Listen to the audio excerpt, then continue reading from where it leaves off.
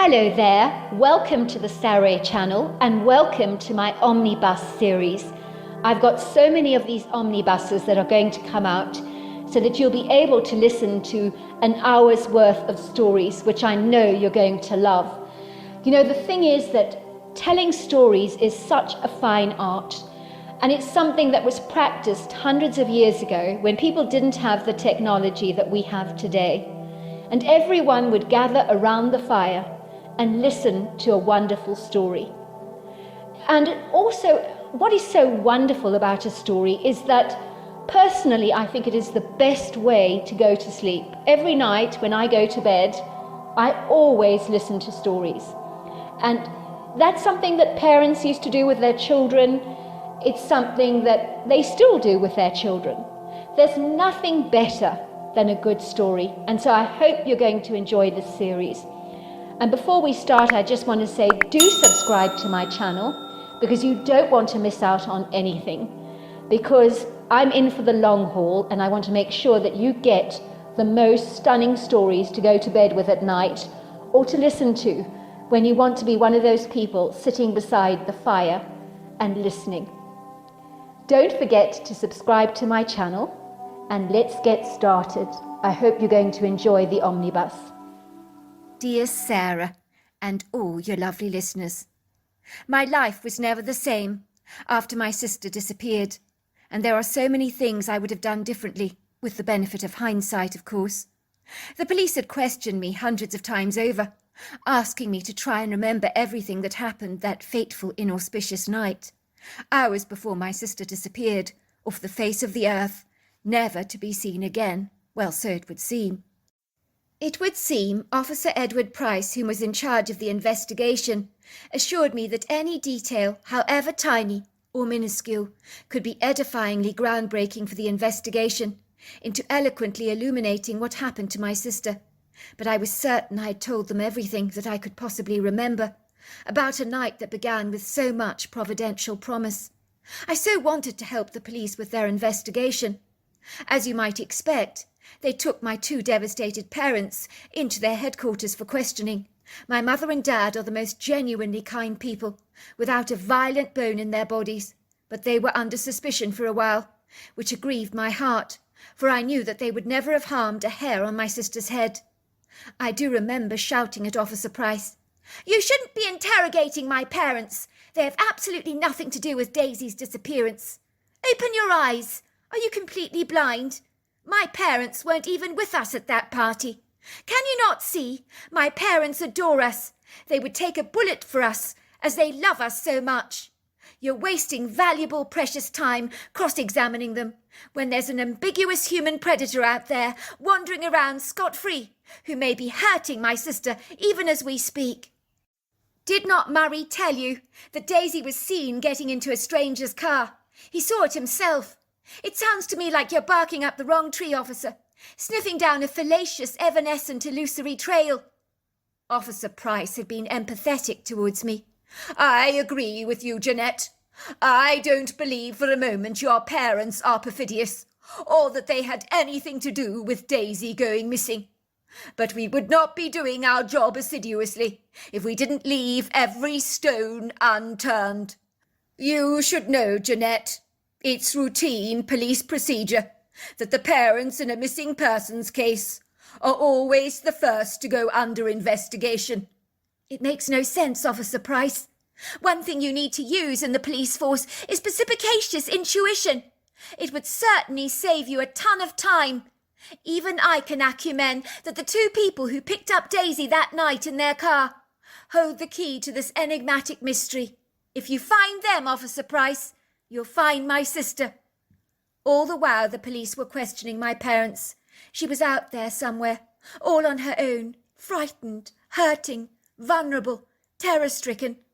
I was my sister's older sibling by 2 years. We were incredibly close. But now she was gone, my life would never be the same again. It was almost as if there was a gaping wide hole in our family's lives that could never be filled, repaired, or even fixed.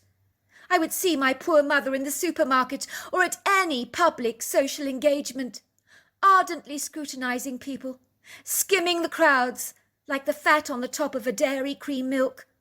With a dogged determination, she would scan the throngs of people with an X-ray vision, longing to see Daisy's familiar face emerge like a ray of sunshine on a thunderous day above the crowds of people. But alas, that never happened. Invariably her hopes were dashed. If the doorbell rang at home, my mother would bolt to the door, faster than a March hare, her heart thundering in her chest, butterflies flapping all around her belly, as she clung on to the fleeting hope that Daisy would be standing there in the doorway, smiling up at us jubilantly with a bright cheeky grin on her face, her long flowing black hair flying around her head in the wind, and her green eyes filled with mischief. To all intents and purposes, she was always greeted by the postman, either delivering a parcel or a letter, or a visiting friend popping over for a chat. Naturally, my mother feigned a warm smile. She was always effusively welcoming to all our guests, but it was easy to detect the rising disillusionment in her wary eyes that revealed that it really was an encumbrance to conceal her disappointment. My mother always answered her cell phone on the very first ring, her voice betraying a husky trepidation, as she was holding tightly to a lifeboat of optimistic anticipation for any news concerning Daisy. My long-suffering father was equally as desperate for answers, but as a very reticent, introverted character, he soberly hugged his feelings close to his heart. His stoic, longanimous face remained resolutely steadfast, studiously masking the angst he felt, but he never fooled me. I sensed he was hurting deeply.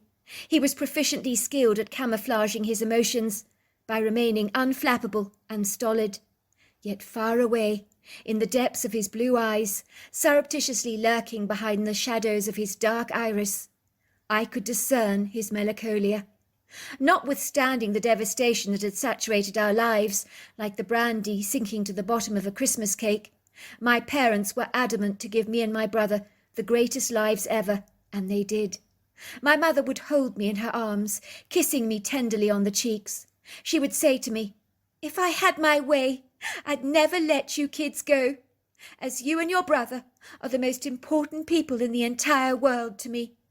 16 years had gone by, with no sight or sound of my sister. My family wanted answers, but we relinquished our hope. We could see no light at the end of this tunnel. On the face of it, we wanted closure, for not knowing what had transpired to your loved one is the most unsurmountable, impervious challenge of all to overcome, for you wear that uncertainty over your life like a choker chain around your neck that can never be relinquished. It strangles you tightly, day after day after day, reminding you starkly that you are obliviously unaware of what happened to your sister, or, of course, your daughter. 16 years earlier, Daisy and I had been invited to Lydia Pearson's 16th birthday party. She lived in a stunning, ostentatious colonial farmhouse, not far away from our home outside of Seattle, nestled on a viridescent large piece of land that was dotted with a plethora of ponderosa pine trees and Douglas firs. She attended the same private school as me and Daisy. She was a gregarious, popular character at school. But like any ebullient teenagers, me and my sister Daisy were very excited about her birthday party. For this is no ordinary, mediocre, nondescript birthday bash. This is Lydia Pearson's birthday party, and no one knows how to throw a party better than the Pearsons. But then, of course, it helps being loaded, literally made of money. Mr. Pearson is dripping with wealth, as my mother used to say. So I naturally envision a man dipped in molten gold.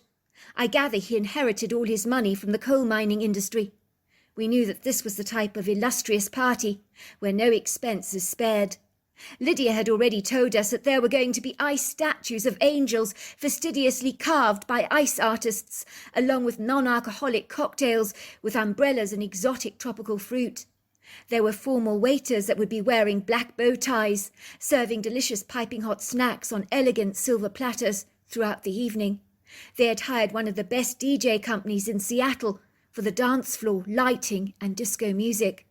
Furthermore, they had engaged a fire eater, a gymnastic performance and a dazzling fireworks display worth thousands of dollars, so we knew this was a party not to be missed.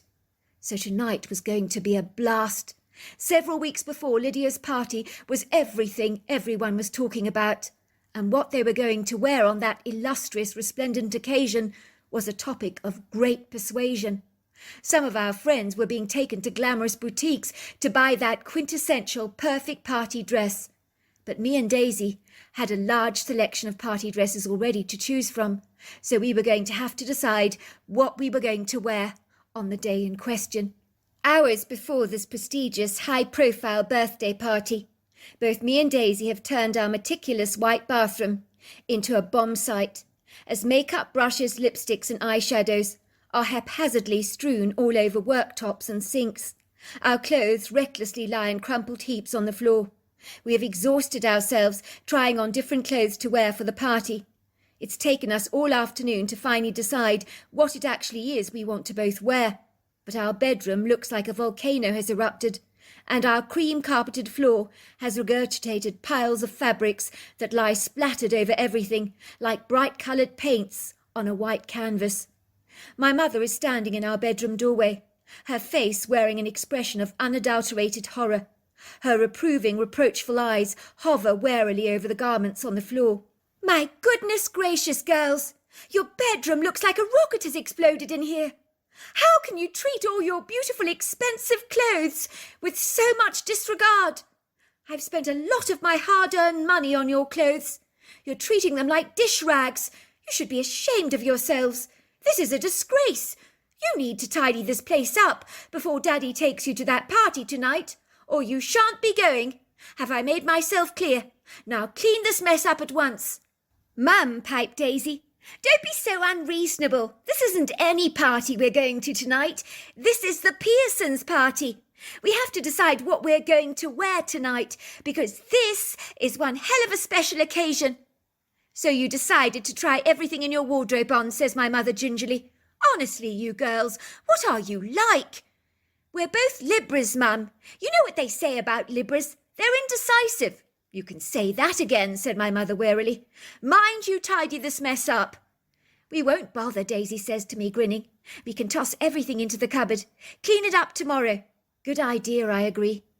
"How do I look, sis?" said my sister, giving me a twirl. My sister is 16 years old, but tonight she looks like she's 20, going on 21, which is rather worrying. She's wearing a gold short-sleeve figure-hugging dress. She looks $1 million. The way she's applied her makeup, she looks so sophisticated that I feel positively underdressed and dowdy next to her. Daisy has always been the effervescent one, with the sparkling, bright personality.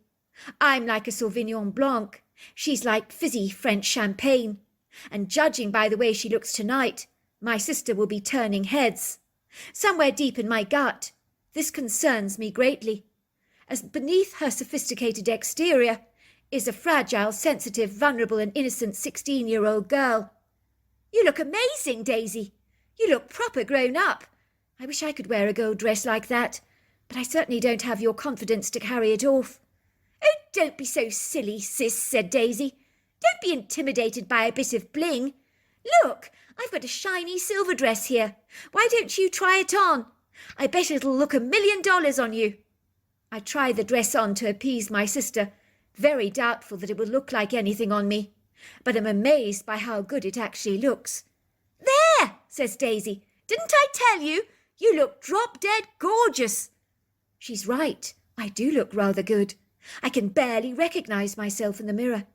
Tonight Daisy and I are going to stand out from the crowd in our sparkling clothes. I can feel the buzzing anticipatory excitement whirling up in my chest already, and we haven't even got to the party yet. When we arrive at the audaciously grandiose, somewhat pretentious party, it is certainly everything we anticipated, and most probably more. There's a swanky white contemporary designer marquee, flaunting pride of place in the centre of a viridescent green lawn. There is a non-alcoholic bar, promoting a plethora of fabulously exciting-looking non-alcoholic exotic cocktails. There are grand ice displays of glass angels strewn around the marquee. They look like delicate crystal glass statues. We have just observed the most dazzling firework display that must have cost an absolute fortune, and watched a mesmerising acrobatic performance. and the birthday girl has blown out the candles on her large angel-shaped birthday cake, which is a rich velvet cake with a cream cheese filling that tastes absolutely delicious.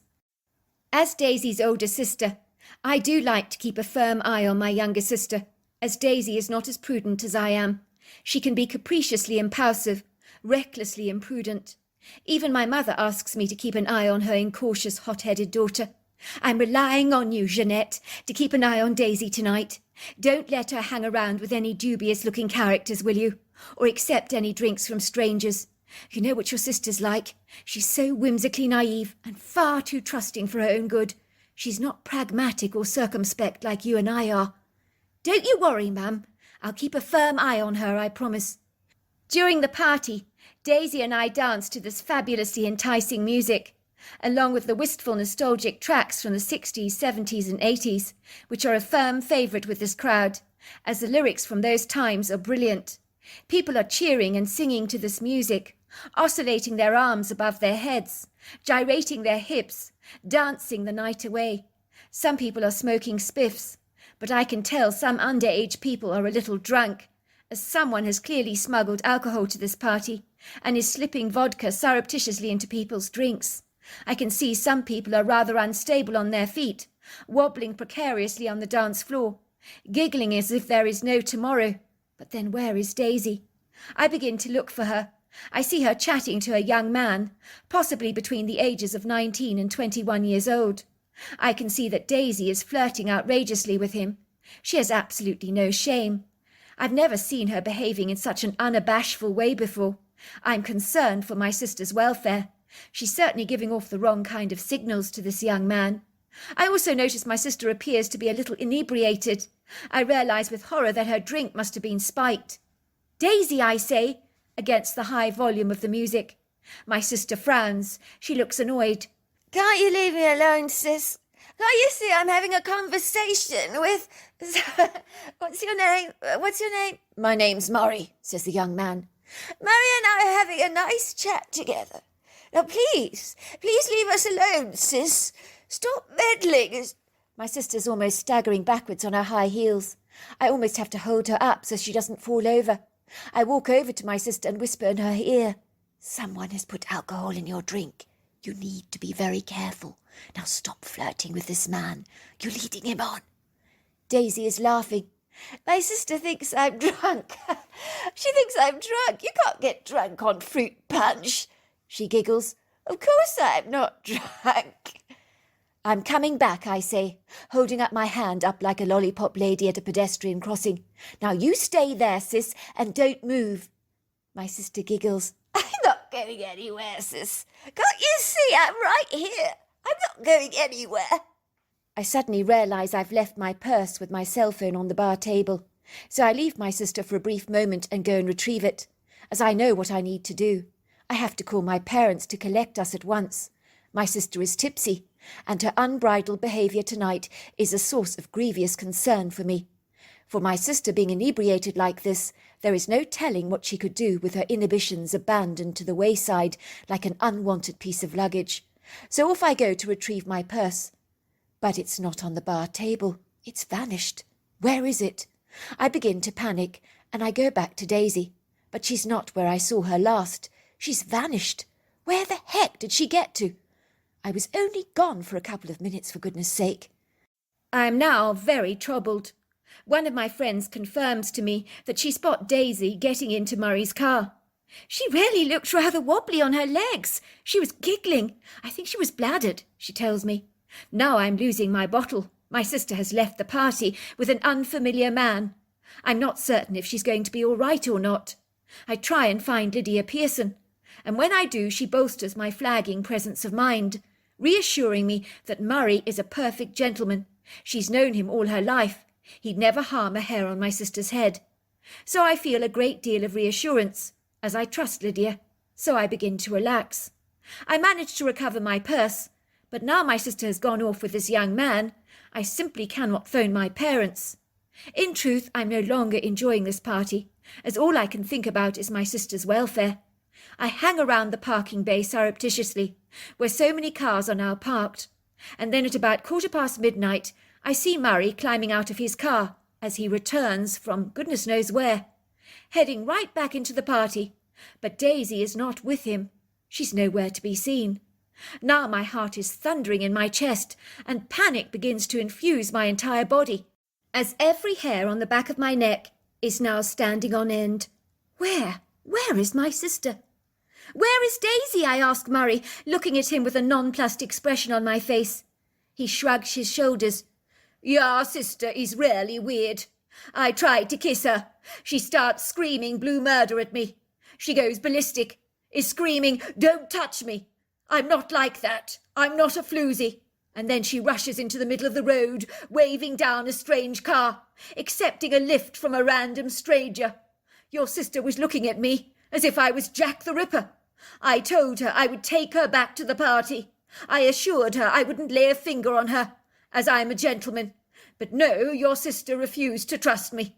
I thought she wanted me to kiss her. I must have misread her signals. You mean she waved down a perfect stranger's car and just got in like that? Yep, he says, shrugging his shoulders. I'm a gentleman. I would never take advantage of your sister against her will. I told her that, but she refused to listen to me. I can feel the bile rising up in the back of my throat. You call yourself a gentleman, I shriek. You let my sister get into some strange car of a random stranger. Why on earth did you not stop her? I don't think you've got anything to worry about, said Murray. Your sister got into a car with a 50-year-old woman inside, with her son. I'm sure they dropped her off home. You're right, I should have stopped her from getting into that car. But everything happened far too quickly. Your sister is exceedingly impulsive, and I think she just panicked. How old is she? She told me she's 20, but she behaves as if she's a lot younger. She's 16. There's no way she's 20. Murray shrugs. I should have guessed as much. I sighed with relief, as knowing there was a woman in the car with my sister, I felt assured that she'd be dropped home safely. I was to discover that the last person to see my sister alive was Murray, who claimed he had seen my sister getting into the back of a white SUV, with both a woman and her son, and disappearing into the night.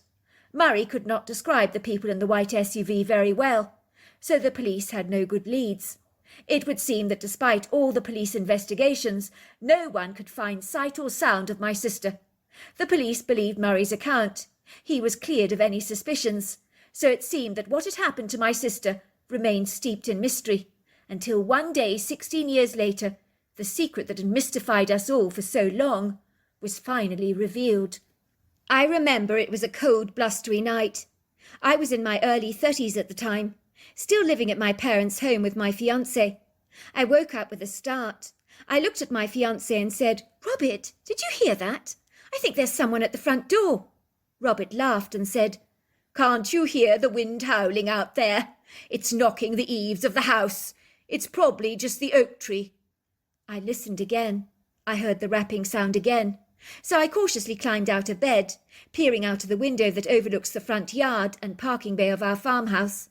I see a police car in our driveway, with its blue lights flashing brightly. My heart begins to sink in this poignant moment. I know I'm about to hear what happened to Daisy. Have they found her body after 16 long years, I wonder? I quickly grabbed my dressing gown, wrapping it around me, and throwing on my slippers, and I literally raced down the sweeping staircase to the front door. I can see both my parents nodding as they're talking to an officer. My mother appears to be sobbing. My father is stroking my mother's back as if to console her. "What is this about, officer?" I ask, interfering into the conversation. "Is this about my sister Daisy? Have you found her yet? Or have you found her body?" "We found a young woman who claims to be called Daisy Levinsky. She's given us this address as her home. She's alive, but, well, she most certainly is not, I'm afraid. She's been taken to hospital. She's suffering from withdrawal. It appears that she is highly addicted to heroin. She was a prisoner, I gather, in someone's house for over 16 years. She claims tonight she managed to escape. You can go and see her now at the hospital. She's asking after you. The doctors are treating her withdrawal symptoms. She's stabilized now. By all accounts, she was kept prisoner by an odd couple. They forced her to take heroin. Mother and son, I believe. Loopy as fruitcakes, she described them. It's simply a miracle she escaped from them. as they threatened to kill her with a sawn-off shotgun if she dared to escape from their clutches. "Daisy alive," I gasp. "But why are you crying, Mum? She's alive." "Because, sweetheart, my prayers have been answered." When we arrive at the hospital, I see a young woman lying fast asleep on the hospital bed. She looks nothing like Daisy. Well, not the Daisy I remembered, because the Daisy I remembered was 16 years old, and this woman is much older. I couldn't believe how thin and wasted she appeared. For a moment I thought she couldn't possibly be my sister, but as I peered ever closer to her lined face, I noticed her familiar features, and then I was in no doubt. This was my sister. Daisy opens her eyes. Tears spill down her cheeks. "Jeanette, is that you?" she croaks. "Mum! Dad!" We all surround her bed and shed tears of relief, for my sister has finally come back home to us. And even though she's clearly seriously ill, very emaciated, and her skin is lined and papery, having her here back home was beyond our wildest expectations, and there are no words to express the ebullient joy we all feel. Needless to say, the doctor has warned us that it will be a long road to recovery, as she will need to be rehabilitated from her heroin addiction. My sister is seriously underweight, her lungs very phlegmy and congested from being tied up in a damp, musty cellar for so long. The doctor is frankly amazed that she didn't die of pneumonia. Daisy's story. In the beginning, Lydia Pearson's ostentatious over-the-top party had almost certainly lived up to my expectations, and probably everybody else's too, especially with the fabulous fireworks display, where sparkling, effervescent, fiery light showers resplendently assaulted the velvety black sky in exquisite designs of sparkling colours that sometimes exploded, whooshed, or even sizzled. Then there was the phenomenal acrobatic show that dazzled the entire audience, but when one of the acrobats was able to nimbly manipulate his body in a dexterous, agile way so that he could fit into a tiny suitcase so seamlessly, it had simply blown my mind away. But I think the Fire Eater performance had to be my absolute favourite. I mean, how did that man manage to swallow that flaming rod of fire? The snacks and drinks were wonderfully delicious, hot and piping and very tasty, and the disco music certainly meant that people let their hair down and began to gyrate their hips to the music. It was later on in the evening. I couldn't understand why I suddenly began to feel rather light-headed. Anchor began handing punch cocktails to random people with a big wink. In hindsight, I'm convinced those drinks must have been spiked, because they weren't given to us by the waiters. We were told that the punch cocktails were non-alcoholic, but I didn't feel right in the head. The good thing was my inhibitions abandoned me, and the boy with the dark hair that I fancied came up to me, and he told me I looked incredible. "I love your dress. You look more dazzling than the fireworks display. I haven't been able to keep my eyes off you all evening." "Thanks," I said, blushing. I admit I was shamelessly flirting with him, but in a trice I began to get rather giddy, as if I was on a swaying boat on the ocean, as if I was seasick. The young man I was talking to was called Murray. He was older than me by 5 years, but I made him think that I was about 20. When my sister was gainfully distracted, I seized this quintessential opportunity to escape my sister's hawk-like eyes, hovering over me relentlessly like a ravenous bird of prey. Wherever I go, she's watching me, as if she doesn't trust me an inch, and I can't stand that. She's such a protective older sister, and much as I love her, I certainly wish she'd leave me alone. Well, that's how I felt that evening. She's always telling me I'm whimsically naive. She worries about me in social situations, and so does my mother. Luckily, I've fully succeeded in evading my reproachful sister, but not for long. Oh, my God, here she comes. Just my luck. "Who's that girl in the silvery dress?" says Murray. "She's coming this way. You haven't upset her, have you? She looks like she might want to punch your lights out." I groan as my sister comes marching towards me, wearing a draconian expression upon her face. My face heats with embarrassment. I blush bright red. I want the ground to swallow me whole. She whispers in my ears, telling me I'm making a fool of myself, flirting shamelessly, and that I'm as drunk as a skunk. I'm momentarily relieved when she tells me she's got to go and get her purse, but I must stay put exactly where I am. Murray says to me, Let's get out of here. Don't you fancy a drive in my car, or a spin, shall we say? I'm delighted with the prospect of spending quality time with this handsome young man, away from the prying eyes of my sister, so I don't hesitate to accept his offer. Luckily, Murray's car is parked further down the country road, away from the parking bay, so I climb into the seat next to him. I'm a little wobbly on my feet, I will admit, and we go for an enjoyable spin together into the countryside.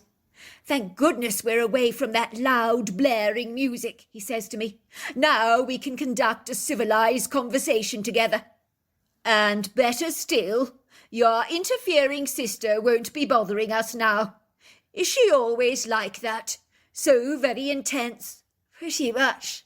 I know she means well, but, she's very protective. She really irritates me sometimes. I'm sure she has your best interests at heart. So tell me about yourself. I proceed to tell Murray about my life, but of course I've lied about my age. I know he'll think I'm a baby if I tell him I'm 16, and that would be very embarrassing. I'm thoroughly enjoying our conversation, when he says to me, "Do you mind if I kiss you?" And he leans towards me. I've never been kissed by a boy before, so I panic. I push him away. "Don't do that, please," I said, opening his car door. I run away from the clearing. I can hear Murray calling after me. "Daisy, please come back. I'll take you back to the party if you like. I'm sorry. I didn't mean to come on to you so strong. I like you. Please, let's just talk." I'm panicking. It doesn't help that I'm unsteady on my legs. There really must have been alcohol in that punch. My head is whirling all over the place. I run into the road as a car drives by. I wave them down frantically. There's a young man in his 30s sitting next to a woman in her early 50s. He pulls down his driver's window. "Are you all right?" says the man, his eyes flickering over to Murray, who's standing outside his car that's parked in the clearing, watching me with a rather bewildered expression on his face, as if he doesn't know exactly what he should be doing. He's still calling after me, telling me not to accept a lift from a stranger. I realised I'd probably overreacted. I should really go back to Murray's car, but I've already flagged down this car. I would look like a prize idiot if I returned to Murray's car with my tail between my legs. I mean, he was only trying to kiss me, for goodness sake. By all accounts, he's a rather nice man. He does genuinely appear concerned about me. But I instinctively don't like this man in the driver's seat of the stranger's car. I can see what I perceive to be leering, licentious eyes, sizing me up and down like a piece of meat in a meat market. In truth, this man makes my skin crawl. I'm hesitant about him, very reluctant, but it's his mother's presence sitting next to him in the car that makes me feel fallaciously consoled that I will indeed be safe if I accept a lift from these folk. "Hello, dear. What's wrong with you? You do look rather upset. Can we offer you a lift? I assure you it's no trouble at all. Is that man over there giving you grief? He hasn't touched you inappropriately, has he?" "No, nothing like that. He wanted to kiss me and I panicked." I noticed the mother and son exchanging private looks together. I guess they're thinking I'm very juvenile and naive, just a silly little girl throwing a tantrum. But I had no experience with boys and felt just like a fish out of water. "Go on," says the woman. "Get into the car. We'll give you a lift home if you like." I need to get back to the party. My sister, she'll be worrying about me. She'll be worrying about me, I think." "Well, get in. We'll take you there," she says kindly. It's with a degree of hesitancy I step into the back seat of the car. It smells damp and musty, like wet dog. I begin to tremble ever so slightly, becoming rather overwhelmed with a bodeful, inauspicious feeling which I try to shake off like the water from a shaggy dog's coat. But it seems to hover around me like an obnoxious bad smell that I just can't shift. I almost want to open the door, run quickly back to Murray's car, but it's too late for that. I've made my own bed. I'm going to have to lie on it now. What the hell was I thinking? Murray only wanted to kiss me, for goodness sake. He wasn't asking me to do a lap dance for him. What's wrong with me? I know the answer, of course. My sister's absolutely right. I'm ignorantly naive, foolishly impulsive, and these characteristics have landed me in hot water before. "Are you all right, dear?" says the older woman, turning around to look at me in the back seat of her car, while her son presses down the accelerator. The amorous way he's looking at me through the interior rear-view mirror makes me recoil in terror, but the woman's voice is oddly reassuring. Look at you, dear. You're trembling. I think you've been drinking tonight. You're slightly drunk, I think. Inebriated, they call it. I think the drinks at the party were spiked. My head, it's spinning. I feel a kind of wobbly, and I can't think straight, really. Sounds like your drinks were spiked, dear. I've just got the thing for you, said the woman, opening her purse, handing me a couple of pills and a bottle of water. These'll make you feel so much better. I gratefully reach for the pills and swig them back with a sip of water. So where are you taking me? We're taking you back to the party, says the man in the front seat. It's close to here. If you could drop me back now, I'd be very thankful, very grateful. My sister's waiting for me there. I think she'll be worried about me a lot. She'd be very worried about me. My sister, she gets worried, you see. Of course she does. As I'm sitting back in the car, I feel my eyes getting droopier and droopier and droopier. I'm sure I hear the man saying to his mother, "She's a keeper. We can make an exotic dancer out of her yet. Cats, here we come, cats." The next time I wake up, I find myself lying in a damp cellar, on a thin, damp mattress. My ankles are chained to the floor like a dog. Where am I? Oh, my God! Is this some kind of sick warp joke? Where am I? It's over the next 16 years that my life becomes a living hell. This heinous, degenerate couple, mother and son, willfully keep me a prisoner in the cold, damp, musty cellar of their home.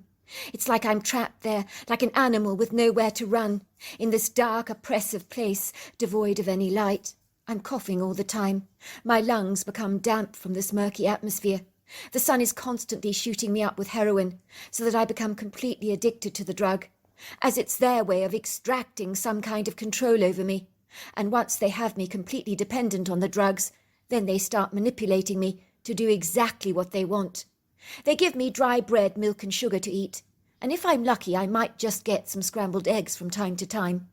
I hate to say that the mother whom I thought I could trust is equally as depraved as her son. They bring me into the lounge late at night with all the curtains drawn so that I can't see what the outside looks like. I have to perform for them in exchange for being able to shoot myself up with heroin. These days I'm doing it for myself. I can't function normally without my regular heroin shots. The perverse son, whom the mother calls Big Boy, has a warped fantasy about cats. He likes me to dress up in this cat outfit with lycra leggings and a pair of ears. The mother does my makeup so my face looks exactly like a cat with whiskers and all the works. I'm expected to meow like a cat, rub my head against Big Boy's legs, walk around the living room on my hands and knees, purring, pretending to be a cat, while Big Boy occasionally hits my backside with a long riding whip. When I behave like this, Big Boy looks orgasmic, while his mother sits back and watches me in a nonchalant way, as she clicks away merrily with her knitting needles. She's always making sweaters for Big Boy. I'm only thankful that Big Boy has never physically molested me. I know that Big Boy and his mother are completely cuckoo. For years I tried to look for a quintessential opportunity of escape. I think Big Boy and his mother falsely assume that my addiction to heroin means I will never leave. But there is a fighting spirit burning inside me that knows that despite my addiction, I want to rise above it, to get the hell out of this place, find my safe way back home. I never get a chance to escape from the sombre, cobwebbed confines of the soulless, ghastly, iniquitous prison that has crushed the joy out of my soul, like a boot thumping down hard on an insect, so that all that is on the inside comes squishing out. I feel like that myself. There's a faint residue of the old me fighting back, that I'm relying on to pull me through this hell-like existence that knows no love, light, or compassion. Big Boy and his mother are punctilious about locking all the doors in the house when they bring me up to the lounge from the cellar. They also pull all the curtains so I can't see outside. I'm always relieved to escape the confines of this dark, uncongenial place that is devoid of light, where my ankles are tied to a long chain, which means that I can pace up and down and do my ablutions in a big bucket. Sometimes it can rarely smell down there, if they haven't collected the bucket for a few days, and that smell can make me heave. In the winter months I have sometimes almost frozen to death down there. It's been that cold. Big Boy and his mother only feed me once a day with a tray of food at about 5 p.m. Luckily, being high on drugs does mean that food has taken a back seat in my life, so my hunger is often suppressed.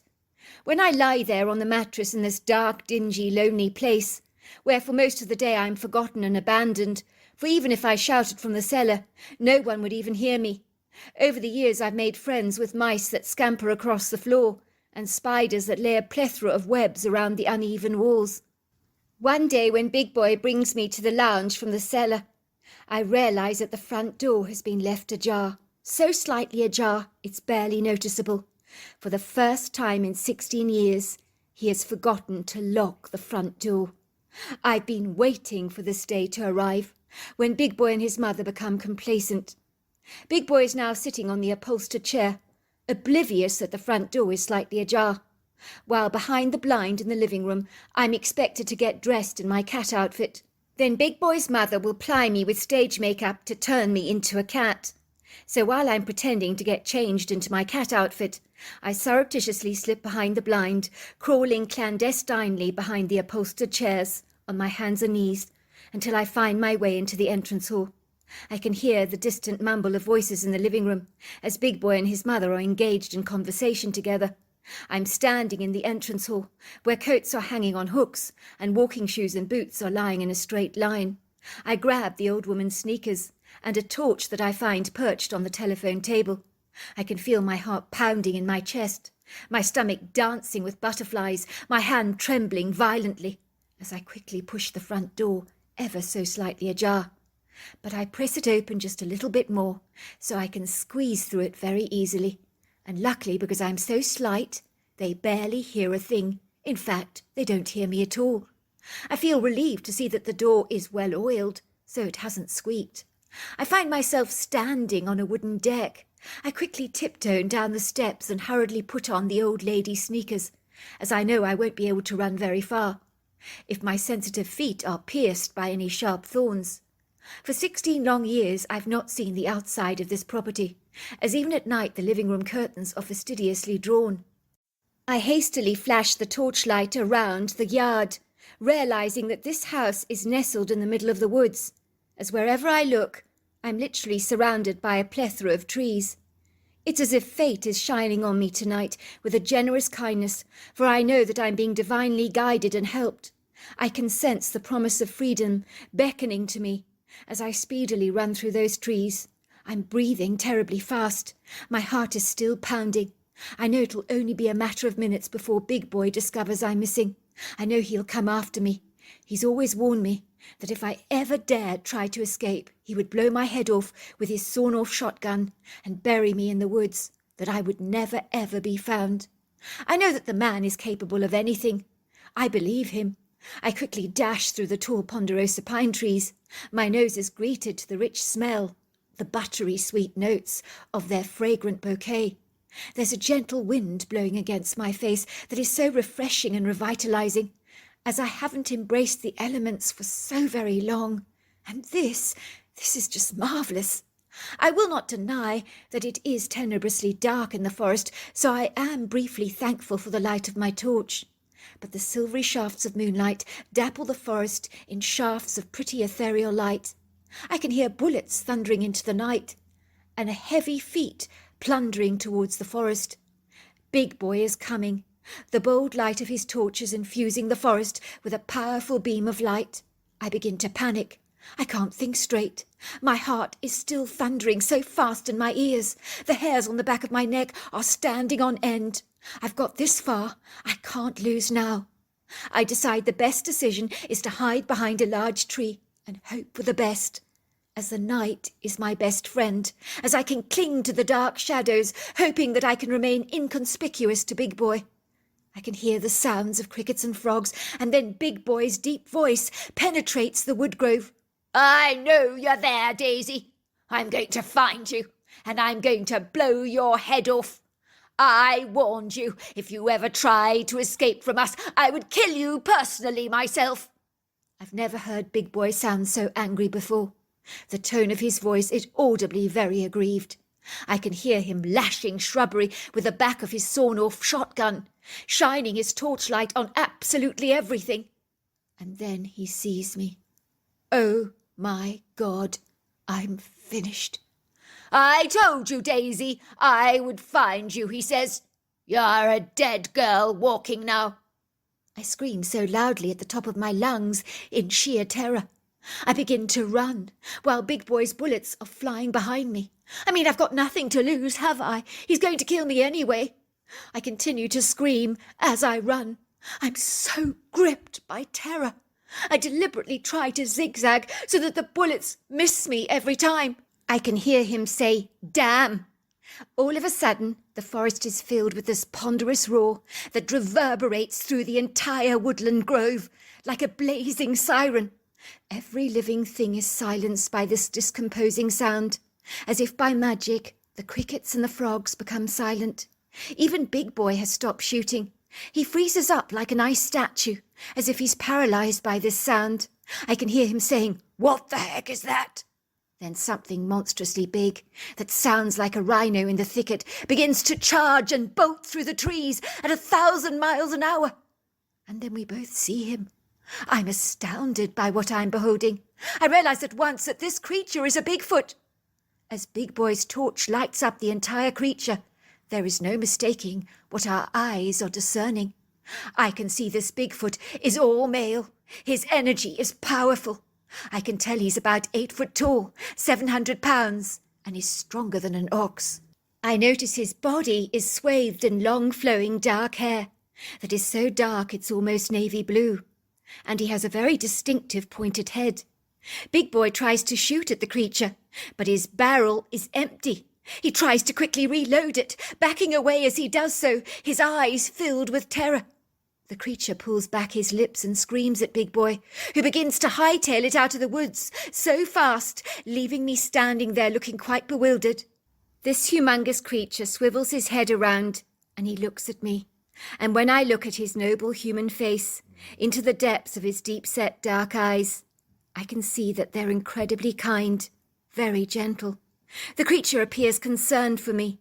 In 16 long years, living with Big Boy and his mother, my life has been devoid of love.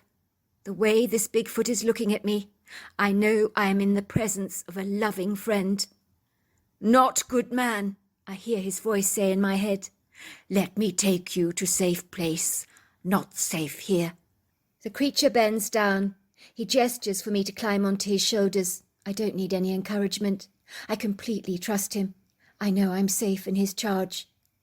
I climb onto his shoulders, and he glides with me through the woods so gracefully, holding my legs down with his overlong arms. I feel as if I'm being rescued by an angel of God. The creature then puts me down at the door of a farmhouse. He looks at me with his warm, bright eyes. "Good people here," he says. "Godspeed." And then I watch him gliding away into the forest until he's gone. I realized I hadn't even thanked the Bigfoot for rescuing me, but I think he knows in his heart how grateful I really am. Back to Jeanette. To cut a long story short, it was wonderful to be reunited with my sister Daisy again. It had been far too long, but she did have to receive medical help with her heroin addiction. But I'm so glad to inform you, these days she is drug-free. The 2 people who kept my sister prisoner were arrested and sent to prison. My sister is receiving therapy for the emotional abuse she sustained, but she believes emphatically that Big Boy would have killed her and buried her under the forest floor if that Bigfoot had not intervened and rescued her, saving her life. If there is one lesson my family has learnt from this ordeal, it is that it is good to watch each other's backs, and nothing is more important than those you love. So there you are. That's my story. Dear Sarah, and all your lovely listeners, my relationship with Nicholas had been a whirlwind romance. The moment we met, we connected like a key fitting in the right lock, or like 2 random items of clothing coming together to make the perfect match. Relationships can be onerous at the very best of times. Over the years, I've been infeliciously unlucky in love, so I'd reached a resigned apathy in my life, when I comprehended my fishing line was just attracting a bunch of piranhas disguised as golden carp. So lothly I retracted circumspectly from the dating scene, not unscathed or unprofaned from a battery of disastrous dates that had drained my hope like the water plundering a sinkhole. I had thought, with the advantages of social media, that those gleaming, glossy online dating sites, sparkling with so much aspirational promise and potential, that dating would be a doddle, a quintessential seamless way to meet an anonymous stranger who ticked all the right boxes for me. I was to find that some of the incognito men I met looked very different to their beguiling photographic images that they had impetuously presented as their online profile. One man's profile rather reminded me of Brad Pitt. I think on reflection he must have superimposed his own face on Brad Pitt's image, but when I hooked up with him, he was bald, fat, smelly, and unkept. In truth, he looked rather like a vagrant that slept on a street corner. I had agreed to meet up with him at a posh restaurant. More fool me. Then this unremarkable man approaches me, claiming to be my date. He gives me a big toothless grin, apologising profusely for leaving his false teeth behind at home. I nearly had a heart attack. It was an oversight, he explains to me. I was soaking my teeth in some tablets. I wanted my teeth to gleam for our date tonight, and I forgot them behind. Never mind, I can stick to mashed potato and mince for dinner. I stared at him, my mouth hanging open like a goldfish.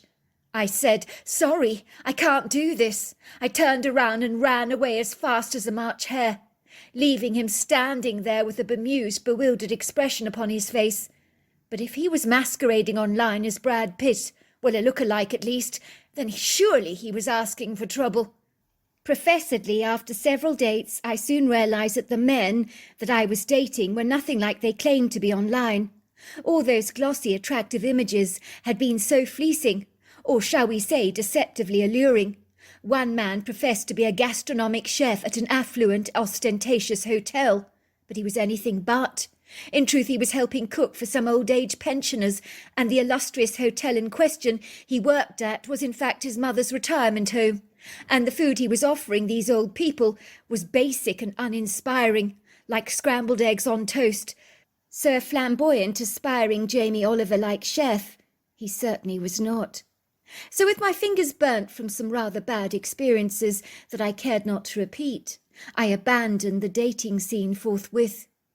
It would appear that the candy-coated men I had dated underneath it all were nothing more than sour balls pretending to be sweet, which was, let's just say, a rather bitter pill to have to swallow. To all intents and purposes, the biggest irony is when you're not looking for that perfect stranger to arrive in your life fortuitously, then he does so serendipitously, when you least expect it, in the most unlikely of places, when finding your dream date is quite literally the furthest thought from your mind. Well, that is what happened to me. I met Nicholas in a supermarket queue of all places. I know it sounds ridiculously unromantic, rather absurd, and really rather beige in its measure of flamboyance, and of course the most improbable of places to meet your match. But I most certainly did. Call it being at the right place at the right time, if you like. Is that coincidence? Unlikely, I think. A perfectly mapped-out, orchestrated divine plan? More than a little likely. Nicholas was standing ahead of me in the line in the supermarket queue. A handsome 6-foot-tall, lanky man, with golden skin, suggesting that he'd spent some quality time in the sun. I noticed he had a masculine jawline, blonde ruffled hair that naturally fell around his face in a rather intriguing set of locks that made him look almost angelic or cherub-like, if you like. I watched this arresting stranger in my peripheral vision, naturally assuming someone as good-looking as him was definitely married, which in my experience was more than likely the case.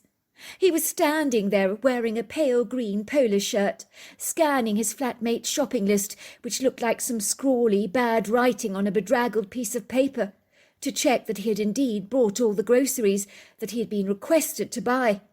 I heard him say under his breath, "Damn, I've forgotten the peanut butter."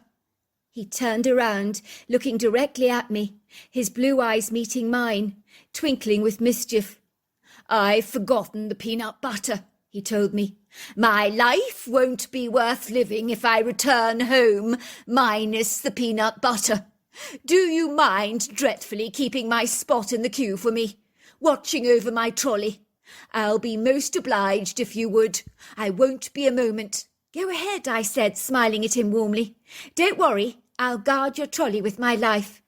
Nicholas cast me a grateful grin that was so congenial I almost blushed under its warmth. I watched him dash off down the different relevant aisles to search for the peanut butter. There was a woman ahead of Nicholas's trolley in the Lion who was paying for her goodies assiduously, going through dozens and dozens of coupons in her purse, successfully succeeding in holding up everyone in the queue, as there was a plethora of people lining up behind me, as the supermarket seemed to be running low on staff, so some aggrieved people were exceedingly agitated. "Those goddamned coupons," came a man's indignant voice. "At this rate we'll be here all bloody day." I could hear a woman scoff. "Not all of us are made of money, you know. Some of us have to rely on coupons, so stop being such an ass, will you?" I could feel the tension rising in the queue, but smiled when Nicholas cordially returned with a big bottle of peanut butter in his hands. "Thank God I got it," he said. "Thanks for watching my trolley. I see the Lion hasn't made much progress yet. It seems to have reached a gridlock. It's as bad as the traffic out there." "Coupons," I whispered. He nodded as if he understood. "So who is the lover of peanut butter?" I asked, making polite, friendly conversation. "Your wife?" "No, I'm not married. My flatmate. We share a vintage home in Laurelhurst together. It's one of his dad's many rental properties. It's gorgeous. He just lives, breathes, and drinks peanut butter. He even eats it straight off a spoon. He's forever using it to make peanut butter cookies. But do you know, I loathe peanut butter. Is there something wrong with me? Everyone I know loves peanut butter and jelly sandwiches, but not me." "No, there isn't anything wrong with you," I reassure him. "I can't stand the stuff either." "Oh, finally I meet a girl after my own heart that doesn't like peanut butter. I think we're a rare, exclusive breed. It sounds like we have lots in common. What else don't you like?" "What I don't like? Crowded supermarkets, long queues," I say, rolling my eyes as if to refer to the queue we're stuck in. "Let's see," I continue. "Traffic jams, driving in treacherous weather conditions, lightning, blaring music, loud noises, extremes in temperature, ice-cold baths, being stuck at the boutique all day, dealing with tumultuous, difficult, demanding customers. Oh, I hate demanding customers. Oh, and bland food. I loathe bland food." "And what do you like?" he asks, his smile growing broader by the minute, his cornflower blue eyes fixed on me intently. I notice his eyes fleetingly glance over my ring finger to surreptitiously check if I'm actually married. I can feel the heated chemistry rising between us. He's interested in me. I'm sure of it. I draw in a deep breath, my heart fluttering excitedly in my chest. I also think I'm warming to him. I love Italian and Chinese food. I love white wine, hot bubble baths, beautiful smells, holidays to sunny tropical locations where there's blue ocean and soft sea sand, golden sea sand. He laughs. "Well, how about I take you out to an Italian restaurant one evening? I know a fabulous place that does the best pasta and pizzas in town, and it's homemade. I'm not being presumptuous, am I? There's no boyfriend hiding in the wings, is there?" "You're on," I said. "I'd like that very much indeed." "No, there isn't a boyfriend." I give him my cell phone number, and so began a wonderful relationship. On the face of it, from our first dinner date at the Italian restaurant, we almost certainly knew that there was something extraordinarily special between us. You get an inkling about these things, as the conversation flowed as smoothly as the wine, and there wasn't any awkward silences. Within 6 months, Nicholas had asked me to marry him. It would seem his experience with online dating sites had been equally as discouraging as mine had been. Evidently, he had long since abandoned that avenue of dating. "Maybe it works for some people," he had said reflectively, But I'm sorry, staring at a photograph online, even if it is genuine, doesn't give you a full impression of the person's character or energy. A photograph can be exceedingly misleading from every perspective. Do you know my Aunt Janine puts a picture on her Facebook profile that is 20 years out of date? She looks so good in that picture, 50 pounds lighter. I mean, who does that? A lot of people, I say. We all like to put our best foot forward in life, don't we? So a few filters in a photograph never harmed anyone, did it? Yes, but wouldn't it be better if when you met your date, they were pleasantly surprised to observe that you were much more attractive than his or her online profile, instead of a bitter anticlimax? It's better to be honest from the start, as then people you meet are going to be genuinely interested in you, trusting your integrity. You didn't pretend to be something you weren't. Besides, confidence is exceedingly attractive. If you're going to deceive someone about what you look like, then what else are you going to lie about? Good point, I said. Nicholas had placed a stunning diamond ring on my finger 2 days after he spontaneously proposed to me. It had never been planned. He had no idea he was going to pop the question. It just happened. We were eating pizza, watching TV together, and he impetuously just says, "Marry me," just like that. Even I was rather surprised. Some people might think that was terribly unromantic, but it came so fervently from his heart, as if in that moment in time he had unambivalently decided he didn't want to live without me. Of course I said yes, for there was a genuine friendship between us beyond just a physical chemistry. My father always used to tell me that you need to marry your very best friend, as sustaining an imperishable fruitful marriage is based on an enduring perennial friendship. Of course I know he's right, as he and my mother represent the perfect example to me. They've been habitually together since they were 20. They simply adore each other, like two happy sailing boats with large white sails flapping in the wind, riding the ocean waves together, side by side, lapping up the sunshine with a tangible ebullience.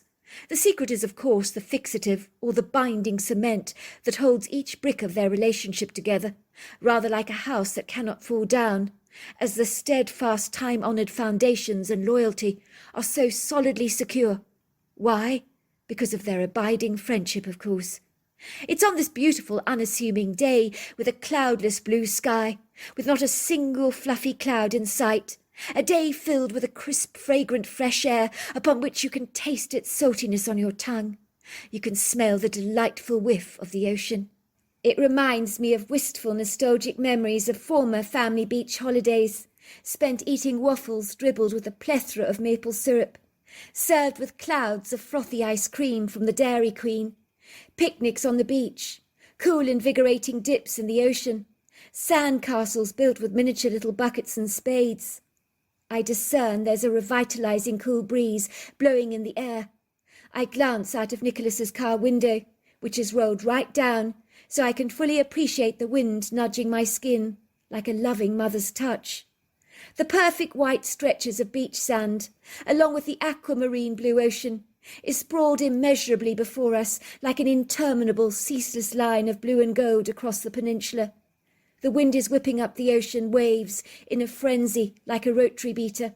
Some waves are crashing rambunctiously against the sculptural rocks that emerge through this wall of water like large humpback whales. The waves lavishly anoint these smooth rising sculptural appendages with much pomp and ceremony, with bountiful surges of white foaming spray that reminds me of the froth in the early stages of making meringues. The undulating ocean waves bound towards the sea sand with a fervent enthusiasm. They ride backwards and forwards to the ocean again. I'm lost in the awe of this perpetual backwards and forwards rhythm. For a brief moment, I momentarily forget that Nicholas is going to be introducing me to his mother.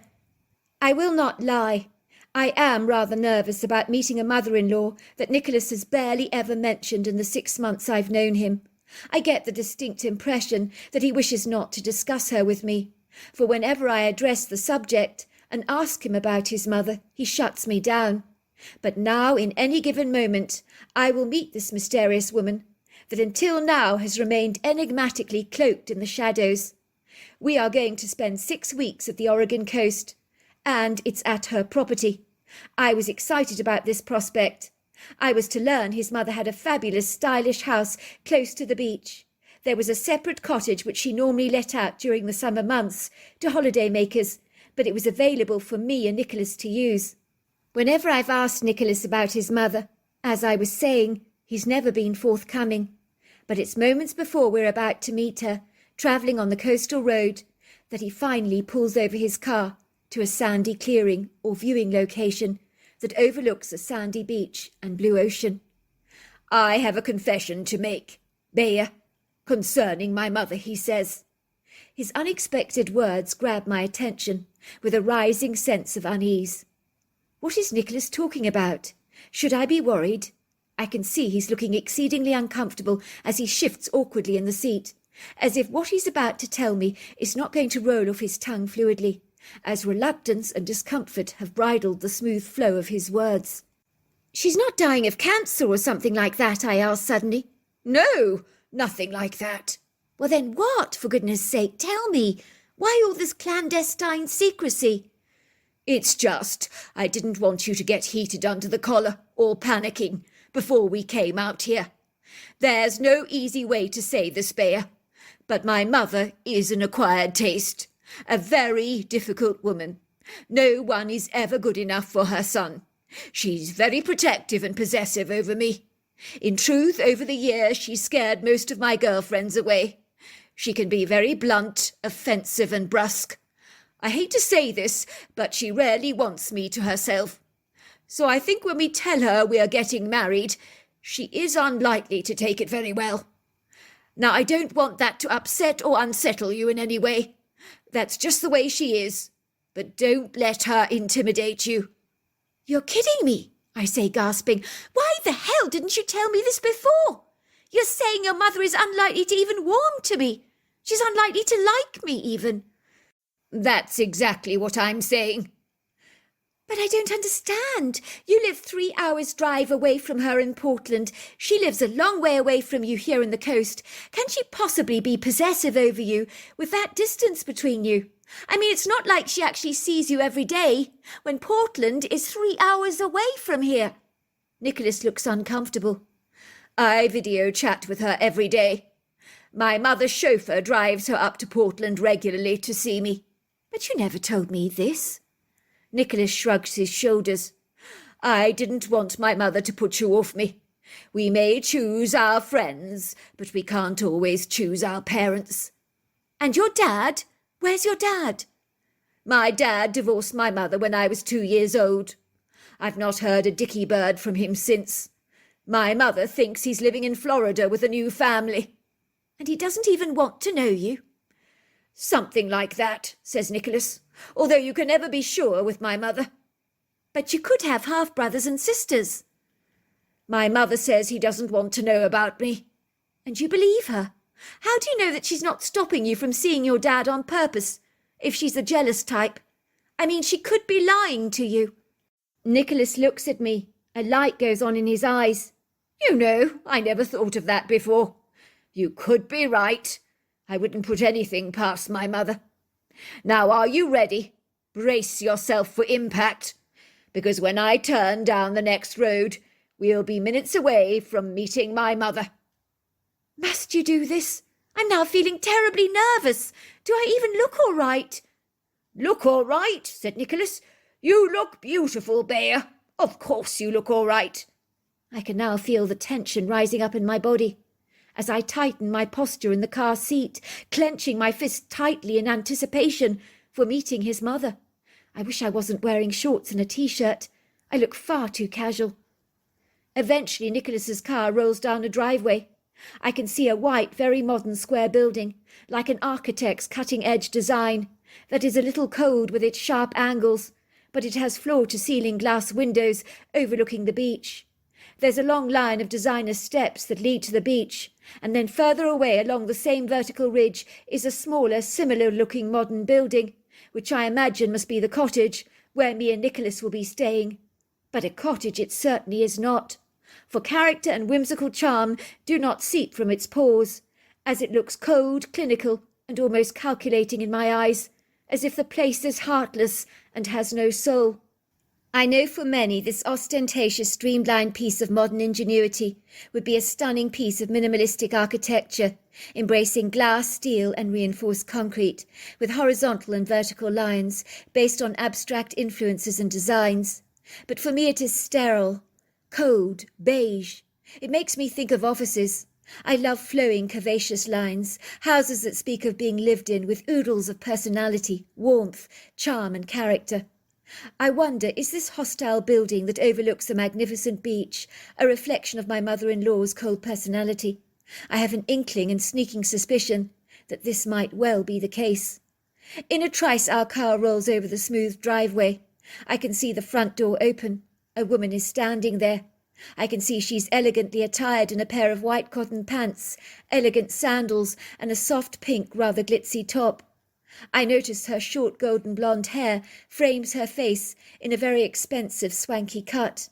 In my opinion, she rather reminds me of a mature version of Shirley MacLaine, as the likeness is rather uncanny. The two of them could be sisters, or as good as. Nicholas climbs out of the car, opening my door, and I climb out. He takes my hand in his, and under his breath he says, "I keep telling you, don't let her intimidate you. I'm on your side, babe. Don't forget that." As we approach his mother, she's standing in the doorway. His mother scans me, her eyes hovering over my sandals, to my shorts and t-shirt. I can see she's looking at me disapprovingly, as if she's already decided that I'm not good enough for her son. She doesn't acknowledge me, but effusively turns her devoted attention to Nicholas. "Oh, sweetheart, it's so wonderful to see you," she says, wrapping her arms around Nicholas. "Oh, my word, it feels like it's been ages since you've been back to the beach house.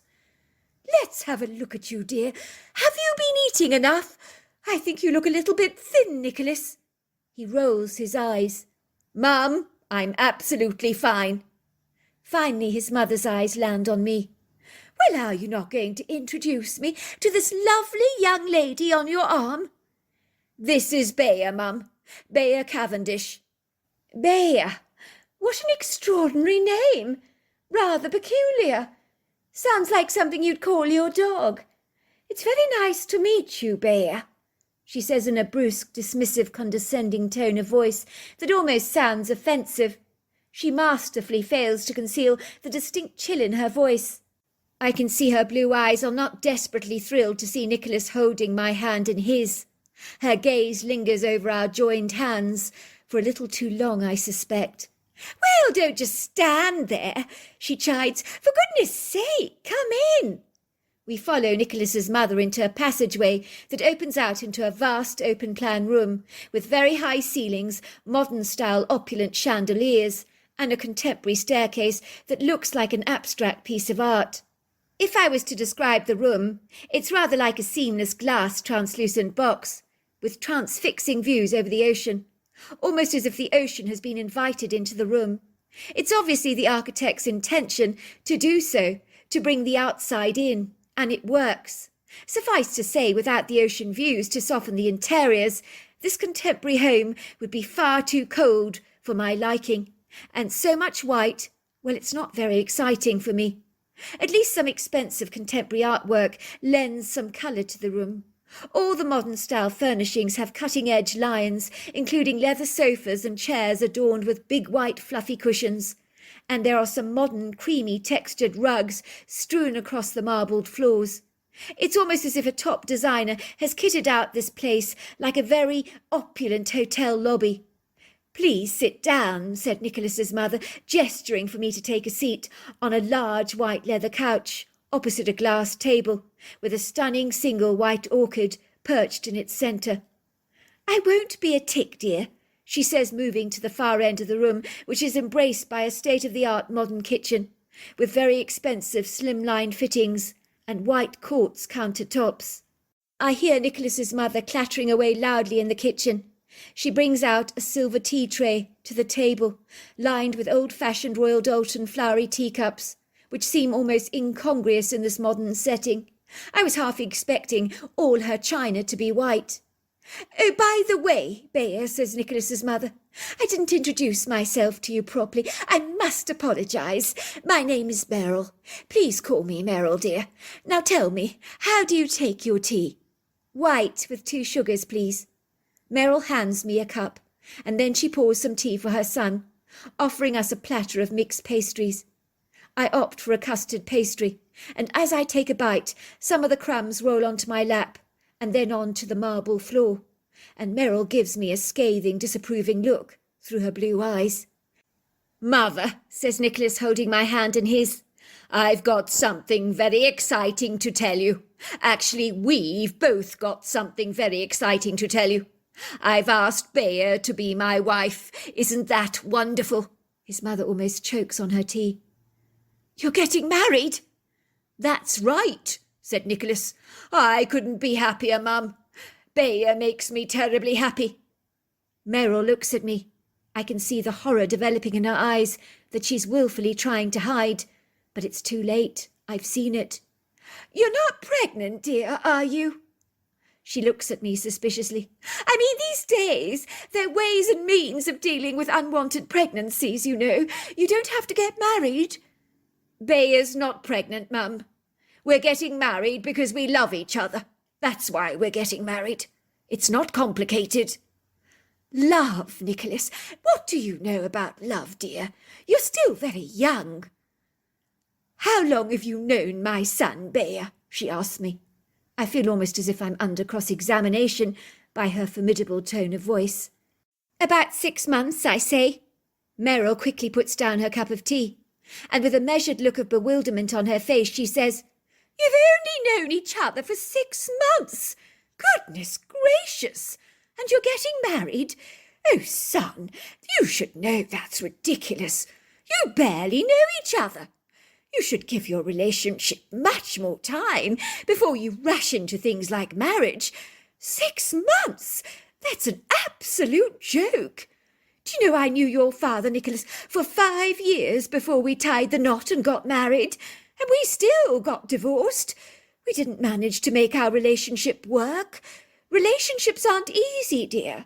They take lots and lots of work. You can't just rush into things willy-nilly. You're almost certainly asking for trouble. Sometimes, Mum, you know when you've met the right person, he said, squeezing my hands lovingly. Once again, Meryl's eyes are studying our hands locked in each other's. She's grimacing, and if I didn't know any better, I'd say she looked like she wanted to be violently sick. Somehow she maintains her demeanour, but I notice the teacup in her hand is taking strain as it rattles precariously. So may I ask you, Bea, where did you meet? In a supermarket, I said. Meryl looks absolutely appalled. A supermarket? She says, raising a brow. Oh, my word! How quaint! Did you meet over the Black Olives or something? So tell me about yourself, Bea. Do you have any university degrees behind you? No, I say, flushing. I never went to university. I'm not the academic type. I work in a fashion boutique in Portland. So you're a shop girl, says Meryl, looking increasingly appalled. What about your parents? What do they do? They're university professors in Portland. Meryl looks nonplussed. Your parents are university professors who have a daughter who never went to university. Did the brains bypass one generation, I wonder? Mum, that's enough. Stop being so rude. No, it's all right. Your mum's right. I'm not the brainy one. I don't mind admitting it. But if it helps, I do have 2 brothers that are both boffins. They're both at university. Oh, dear, says Meryl. What a pity you missed out on some of those invaluable genes. You can't put a price on intelligence, you know. It seems like you had a raw deal genetically, Bea. Dreadful pity, if you ask me. Mum, Bea is very bright. Just because she didn't go to university doesn't mean she's stupid. In my opinion, she has a worldly wisdom, so often lacking in university students. Or an emotional intelligence, if you like, that is invaluable. She's also creative, imaginative, and an excellent cook. Oh, son, You do half spout some nonsense at times. Emotional intelligence is far too overrated. Honestly, what are you like? And being creative, oh, that's ridiculous. These days our lives aren't designed for home cooking. All I have to do is to pop over the road and pick up some homemade food from the delicatessens or bakers, and I'm good to go. Even restaurants these days will give you the meals you need. So the days of needing to be a good cook are long since behind us, and it's rather like buying clothes. I mean, these days no one darns socks, do they? They don't knit jerseys or sew their own clothes anymore, when there are fabulous boutiques out there selling designer creations off the hanger.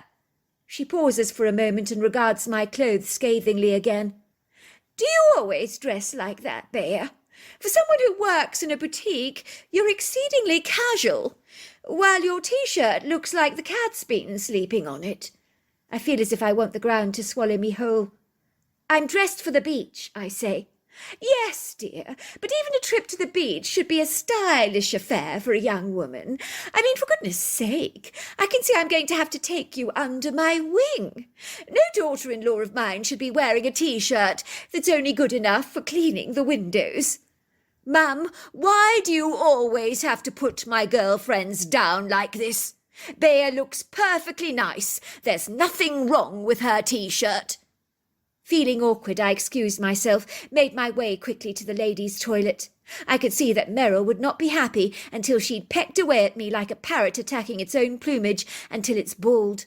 I washed my hands in that bathroom and my face, wiping the beads of perspiration away. There was no way I was going to let this woman put me down.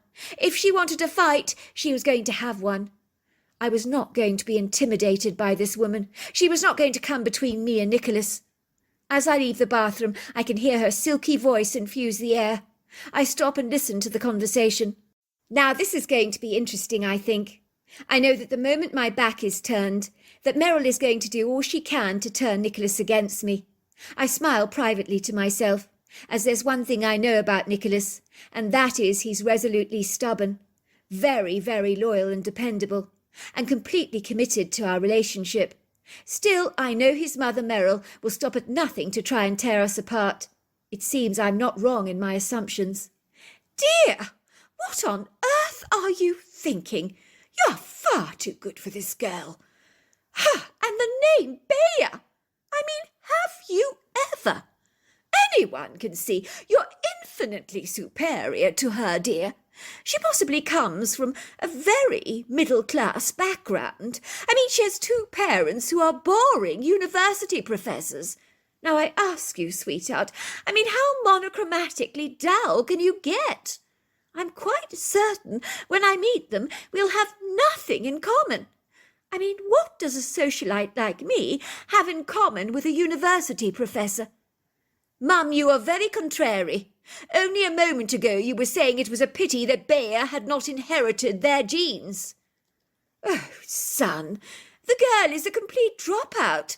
She didn't even go to university. At the very least, I would have expected you to end up with someone who had a degree of some kind, like an aspiring doctor. Oh, Mum, you're being ridiculous. You and I well know that if I was going to marry a doctor, you would be telling me that I should be finding a girl who would stay at home to look after my kids. It doesn't matter who the girl is that I bring home, Mum. She'll never be good enough for you. You know that's true. No one will ever be good enough for your boy. Nicholas, you know as your mother, I only have your best interests at heart, and I always have. That's what mothers do. They look out for their children. But a shop girl, now I ask you, son, I mean, couldn't you do better than that for yourself? It's equivalent of a daughter of mine marrying the dustbin man. I mean, how humiliating is that? I mean, how can I hold up my head high at any social engagement? What does your daughter-in-law do for a living, Merrill? Oh, my daughter-in-law is a shop girl. Mum, you're being mean, and you know you are, and that's not a very nice thing to say. And you know that Bea is not just a shop girl. No, it isn't a nice thing to say, I say, walking into the room. I'm sorry, Merrill, but since I've come into your house, you've done nothing but undermine me. And you and I know what this is about. You don't want me and Nicholas to get hitched or to get married. But there is not a jot you can do about it, because we love each other, and I'll be damned if you try to come between us. Oh dear, Bear. I had no intention of being so rude. I think we got off on a rather bad start, did we not? I want to assure you, young lady, that if you make my son happy, then of course I'm delighted to welcome you into our family. Of course I am. But I'm not easily fleeced, as I can discern a very uneasy tone to her voice, and I know that underneath it all, this insidious woman will stop at nothing to ruin our relationship. Over the next 3 weeks, as Nicholas and I stay in the cottage section of his mother's home at the Oregon coast, my relationship with Merrill, my soon-to-be mother-in-law, goes from bad to worse. Of course, in front of Nicholas, she's as sweet as honey, turning up the charm an extra notch. Regretfully, Nicholas fails to see that his mother is putting on a huge perfidious act for his benefit. Suffice to say, he falls for her guileful duplicity, hook, line and sinker, rather like a trout clamming its jaws onto a fisherman's worm, and unsuspectingly being slowly reeled in. When her son Nicholas is expediently out of sight, that is when Merrill, with her artful Machiavellian, stealthful cunning, like a wild cat, loiters in the dark shadows, waiting to pounce on me unaware. She allows her true colours to come blazing forth to the surface with the same brazen audaciousness as an unbridled, unrestrained bison, galloping across the open plains. She lays into me ferociously hard, her poisonous tongue flickering like a snake, the loose jowls on her jaw jiggling with indignation. If World War III is brewing, its lowly embers are creating sparks in her home, and it is then that I know in my gut that this woman will stop at nothing to try and ruin my relationship with Nicholas. But then where lie the bounds and the limits of her depravity? If you think, Bayer, dear, that I will allow my son to marry a girl like you, you've got another thing coming, dear. She scowls at me. Her jaw clenches tightly. Look at you. You're not even an oil painting, are you? You've got the most dowdy girl next door looks. That straight, long black hair of yours with the big bangs. It's so not in fashion. You don't even know how to dress like a lady, do you? And if that's not bad enough, you're not the brightest brick in the block. Oh, and you are you, Merrill? By golly, you're intelligent, I say sarcastically. Also, I think you'll find that Nicholas has made up his mind about me. And with or without your blessing, I think you'll find we're getting married. So put that in your pipe and smoke it, Merrill. You really are quite the obnoxious girl, are you not, Bear? Says Merrill, lowering her tone of voice. I just want to make one thing very clear, my dear. If you think you can get your oscillating tentacles snared around my son, you've got another thing coming. She lowers her voice and looks at me defiantly. I will stop at nothing, Bear, and I mean nothing, dear, to get you out of Nicholas's life. And I'm not joking either, because a woman like me does not joke about things like that. Do you hear me, girl? Do you know what I'm saying? I will stop at nothing. What's your problem, Merrill? Why the hell are you so jealous? You want your son all to yourself, don't you? You don't want any other woman to have any claim on him whatsoever. You're right about that, Bear. Perhaps you aren't as stupid as you look after all. My son, for your information, is my entire world. I'm the only woman in his life. It's always been that way, and it will never change. Nicholas and me against the entire world, and I'm not going to let some pompous little upstart whose feet are way too big for her boots steal my son from right under my nose, because that is never going to happen. I think you'll find it's already happened, Merrill. Can you not see? We love each other. Don't you even care about Nicholas's happiness? Or are you so intent on trying to come between the two of us? If you are, it's not going to work. We love each other. Don't you get that? And there's not a lot you can do about it. In the end, if Nicholas is forced to choose between the two of us, there's no prizes for guessing who he's going to choose. And I regret to tell you, Merrill, it's not you. How dare you insinuate my son would choose you over me? You forget, dear, says Merrill. I know my son. I've known him all his life. You've only been with him for 6 months. That's like a little drop in the ocean, a splatter of chocolate on a kitchen counter that can so easily be wiped away and remembered no more. I can assure you of one thing, Bear, and that is very, very certain. That is how fast it will be to remove you from my son's life. A mere wipe on the kitchen counter, removing the melted chocolate. What are you going to do? I laugh. Kill me with a pitchfork in your yard? Poison my coffee with some antifreeze? Merrill is quiet for a moment and says nothing, but her fiery eyes betray her fury. In that moment I realise that Nicholas's mother means exactly what she says. Her talk is not idle, nor is it anything less than threatening. She means business. She'll stop at nothing to eliminate me from her son's life, and that scares me bounteously, as in that moment I'm not quite certain what she's capable of, but I'm sure it's bad, really bad.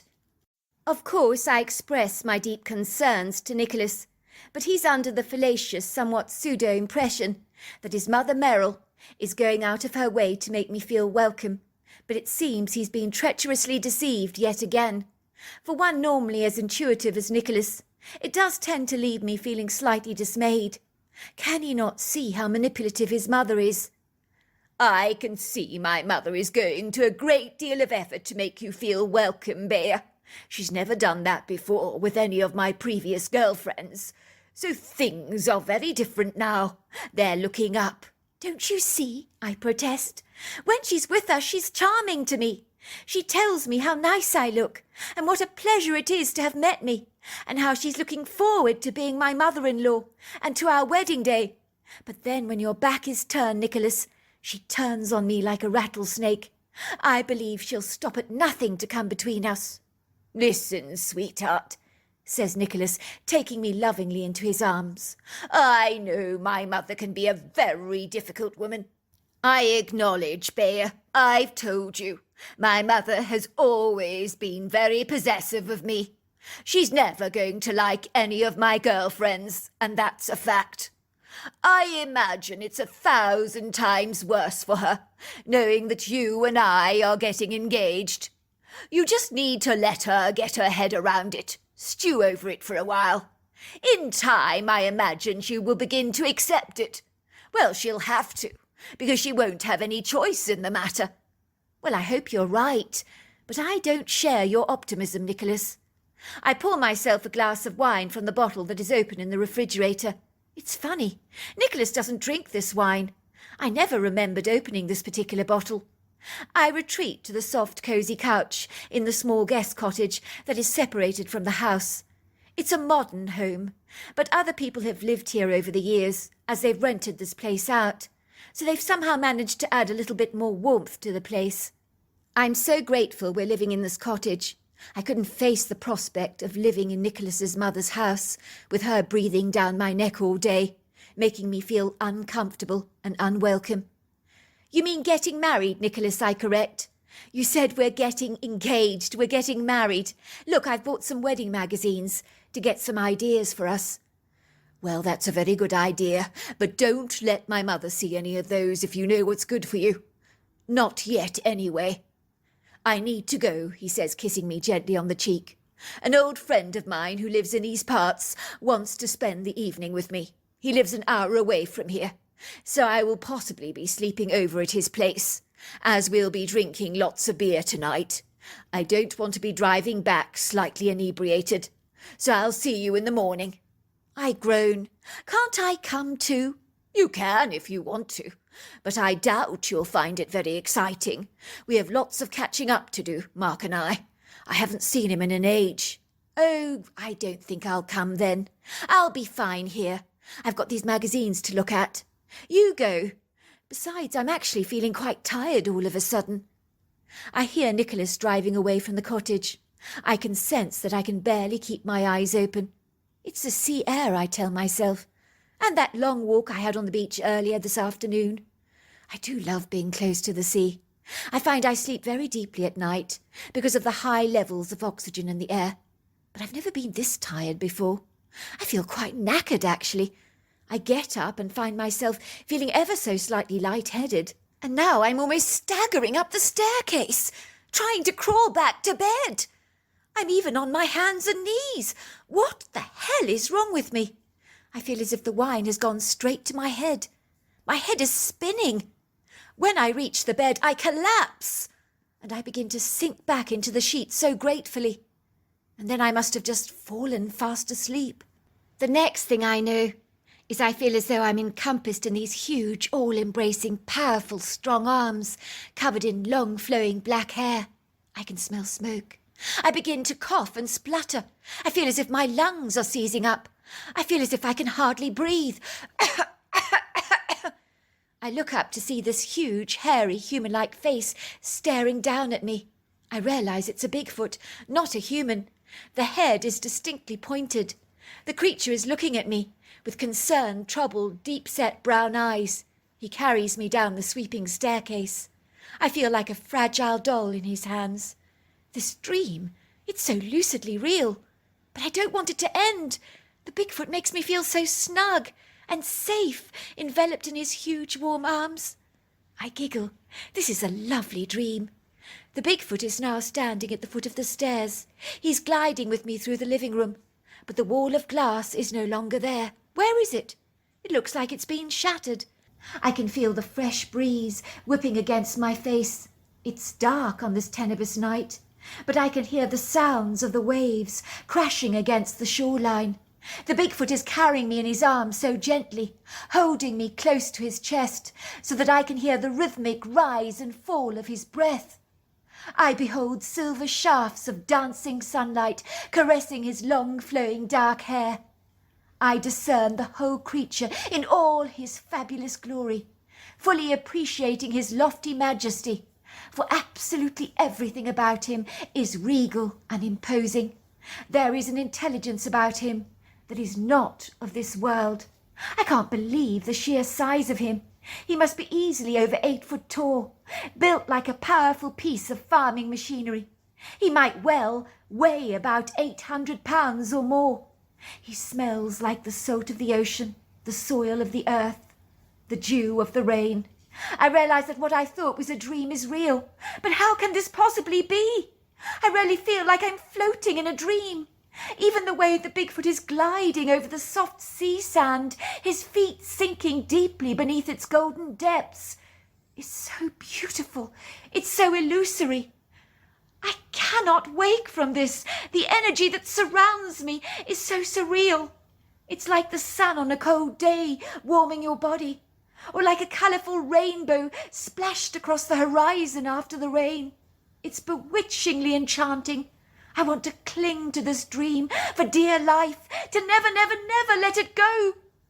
The Bigfoot glides seamlessly over the soft sand without jolting me once. He puts me down at the far end of the beach, and I sink into the soft sea sand. Behind us is a vast wooded embankment, of which I know very well, only about 300 feet away from the cottage. It consists of towering ponderosa pines, Douglas firs and big-leaf maple trees growing up proud and tall among a plethora of sculptural rocks. In front of me is the vast ceaseless expanse of the blue ocean, and the sounds of the waves crashing towards the shoreline, spreading out their soft white frothy foam across the sand. Little crabs are running around the place, and the fresh smell of sea salt infuses the air, intoxicating me with its fresh delight. The dark night stretches before us like a big, black, soothing blanket, blocking out the light so that I can fall asleep seamlessly, while the gentle, ethereal light of the moon, along with the silvery stars, are like a gentle night light, enabling me to see what needs to be seen, without being intrusive or offensive in any way. The Bigfoot sits down next to me. I feel incredibly safe with him sitting next to me, even though I know absolutely nothing about him. Until this point in time, I'd certainly never believed that such an outlandish creature even existed in North America. All my scathing doubts and cynicism have been put to shame in this poignant moment, because I've come to the realization that I'm not dreaming, that this creature is actually real, and there are no words said between us. The creature watches me.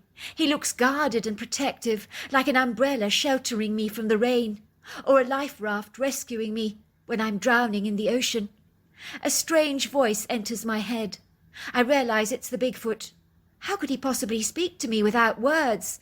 That's not possible, is it? But I distinctly hear an audible male voice in my head. "You'll be safe now." Is this what it feels like when people claim to hear the voice of God, I wonder? I try to process what has happened on this enigmatic, paradoxical night. There was wine, wasn't there? It made me feel exceedingly sleepy. It was easily accessible to me in the refrigerator, but I don't remember even having opened that bottle. I'd felt strange as well after I'd drunk that wine. Light-headed, woozy, floaty even, desperately tired. Then the smoke. Where had that come from? What was going on? My mind was a blur. I then slip into a deep sleep, and when I wake up, I'm all on my own. It's early morning. I can see the sunrise being birthed over the peninsula. It's beguiling. It grabs my attention. It takes me a while to come to my senses. What am I doing fast asleep on a beach, I wonder, at this hour of the morning? It all seems so surreal. My eyes gaze at the pink, purples, reds and orange splashed over the horizon. I marvel at them.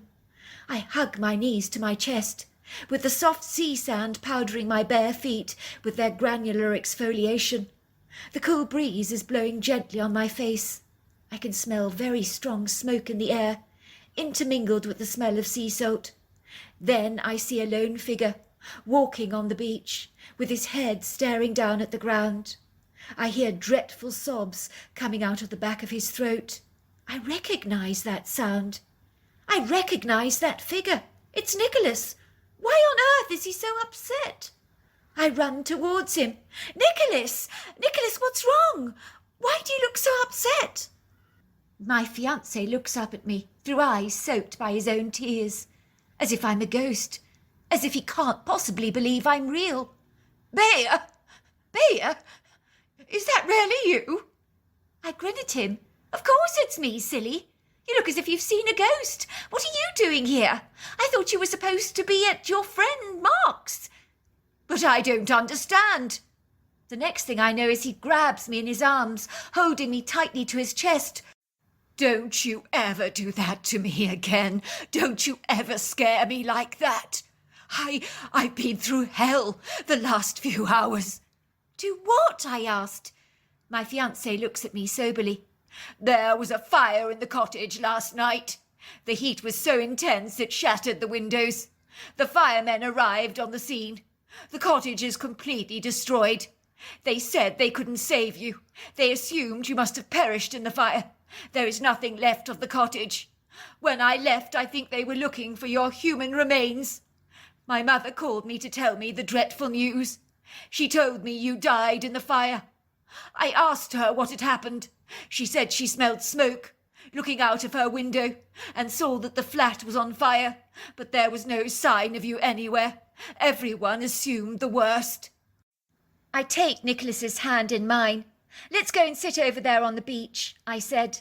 "We've got some talking to do." Nicholas is still looking at me, almost as if he's terribly afraid that I'm not really real and that I'm a ghost. "It's me, Nicholas," I said. "I promise you it's me," I say, squeezing his hand tightly. Nicholas is bemused. His face registers confusion. His forehead bursts into undulating lines of perplexement. "But what happened? How did you get out of that fire? What started it? Do you remember?" "Well, yes, I do. I remember sitting on the couch, and you were telling me you were leaving to spend the evening with your friend Mark, who you hadn't seen for ages, and that you would be returning in the morning. You said you would be doing a lot of drinking. That's right, I remember that. Did you tell your mother you were spending the evening with Mark? Yes, I did, as it happens. I was actually going to bring you along with me, but it was my mother who put a spanner into the works about that. She suggested that me and Mark hadn't seen each other for ages. It wouldn't be fair on you to bring you over to his house, as you would be bored out of your skull, listening to us drone on about the good old days, with all that man talk, as you would feel like the spare wheel, surplus to requirements, so to speak. If you must know, my mother was being very considerate, I thought. She was the one who insisted I spent the night at Mark's house, as I can't drink and drive. Well, she suggested you had an early night. She was very concerned about you. She said you looked very fatigued of late. It seems like your mother had this worked out so perfectly, I say gingerly. Nicholas looks nonplussed. What are you implying, Bear? You know, it's funny, Nicholas, but you never drink white wine, do you?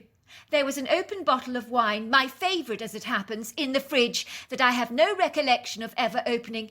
I did think that was peculiarly strange, I must say. I probably thought to myself that I couldn't remember opening it, so I just poured myself a glass moments before you left for Mark's house. And after I began to drink, my head was spinning. I became so light-headed, I could barely make it back to bed. In fact, I was literally crawling on my hands and knees. It was like my head became floaty, and I couldn't even think straight. I do remember thinking that I'd never felt this peculiar after drinking a bottle of my favourite wine before. And that was when I hit the bed. I was out like a light. What are you saying? Well, I believe your mother put sleeping tablets into the wine so that I would fall asleep. She did it deliberately, Nicholas. I know she did. Nicholas, I believe that your mother insidiously started this fire on purpose. I told you she would stop at nothing to get me out of your life. Are you suggesting my mother wanted to kill you? Deliberately starting a fire like that? Said Nicholas, looking at me aghast. My mother may be many things, Bear, but surely a murderer she is not. You know what? You know what I believe, Nicholas? I believe your mother loves you so much. She loves you intensely. She can't bear the prospect of losing you to another woman. She's admitted as much to me. I think she's capable of doing anything when it comes to her son. Do you know, she told me yesterday that she could wipe me out of your life faster than melted chocolate spilled on a kitchen counter, and that she would do it too. Why the hell did you not tell me this? Said Nicholas, looking at me aghast. Believe me, I told you, Nicholas. The trouble is with you, you don't listen because you don't want to believe what I'm telling you. And you want to believe the best in your mother. Every time I was in your presence, she would turn on that charm like the hot water in a kitchen tap. But the moment your back was turned, I promise you, on came the icy cold water. Your mother became treacherously cold towards me, telling me that there would be nothing, she would stop at nothing, that could ever come between her and you. She told me in no uncertain terms she would get me out of your life. Did she now? Said Nicholas, his face blazing with anger, his eyes firing up with indignation. My mother tried to bloody kill you. I get that now. But what I can't comprehend is how on earth did you manage to escape from that fire? If you were dead to the world, the smoke should have killed you when you were fast asleep. I don't understand how you got out. That's where my story becomes bizarre, I tell him. I don't actually think you're going to believe me when I tell you what happened. In truth, I thought I was caught up in a beautiful dream, on which I never wanted to awaken because it was so good. But then I discovered to my amazement that this was no dream. It was real. I was gobsmacked. There's no easy way to say this, Nicholas, and I will quite understand if you don't believe a word of what I tell you. But I swear on my mother's pink pyjamas that I was rescued by a Bigfoot. I know it sounds crazy, but it's true. All I know is I woke up to find myself in his arms. He was carrying me through the cottage, through the open glass windows that had been shattered. I think he shattered them. So I don't even know how he knew I was in the cottage. Everything is very blurry and hazy, but I do remember coughing and wheezing from the smoke. It was really bad. Then I realised I was out on the beach, when I could feel the breeze blowing against my skin. Do you know, Nicholas, he even spoke to me in my head telepathically. And I know it sounds crazy, but he did. He told me I'd be safe now. I promise you, Nicholas, he was gargantuan, intimidating. His eyes, oh, his eyes, Nicholas, they were like the eyes of God. They wrapped me in such a tangible love. He made me feel so safe and secure. When I woke up moments ago, he was gone. But I think he stayed with me all night. I groan as I look at Nicholas's dumbfounded, befuddled expression. Oh, God! Oh, God! I knew you wouldn't believe me.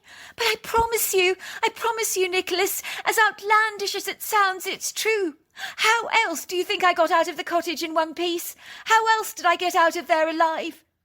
For a moment, Nicholas is looking at me through discombobulated eyes, as if he's confounded and pixelated by my incongruous revelations. My God! You saw a Bigfoot?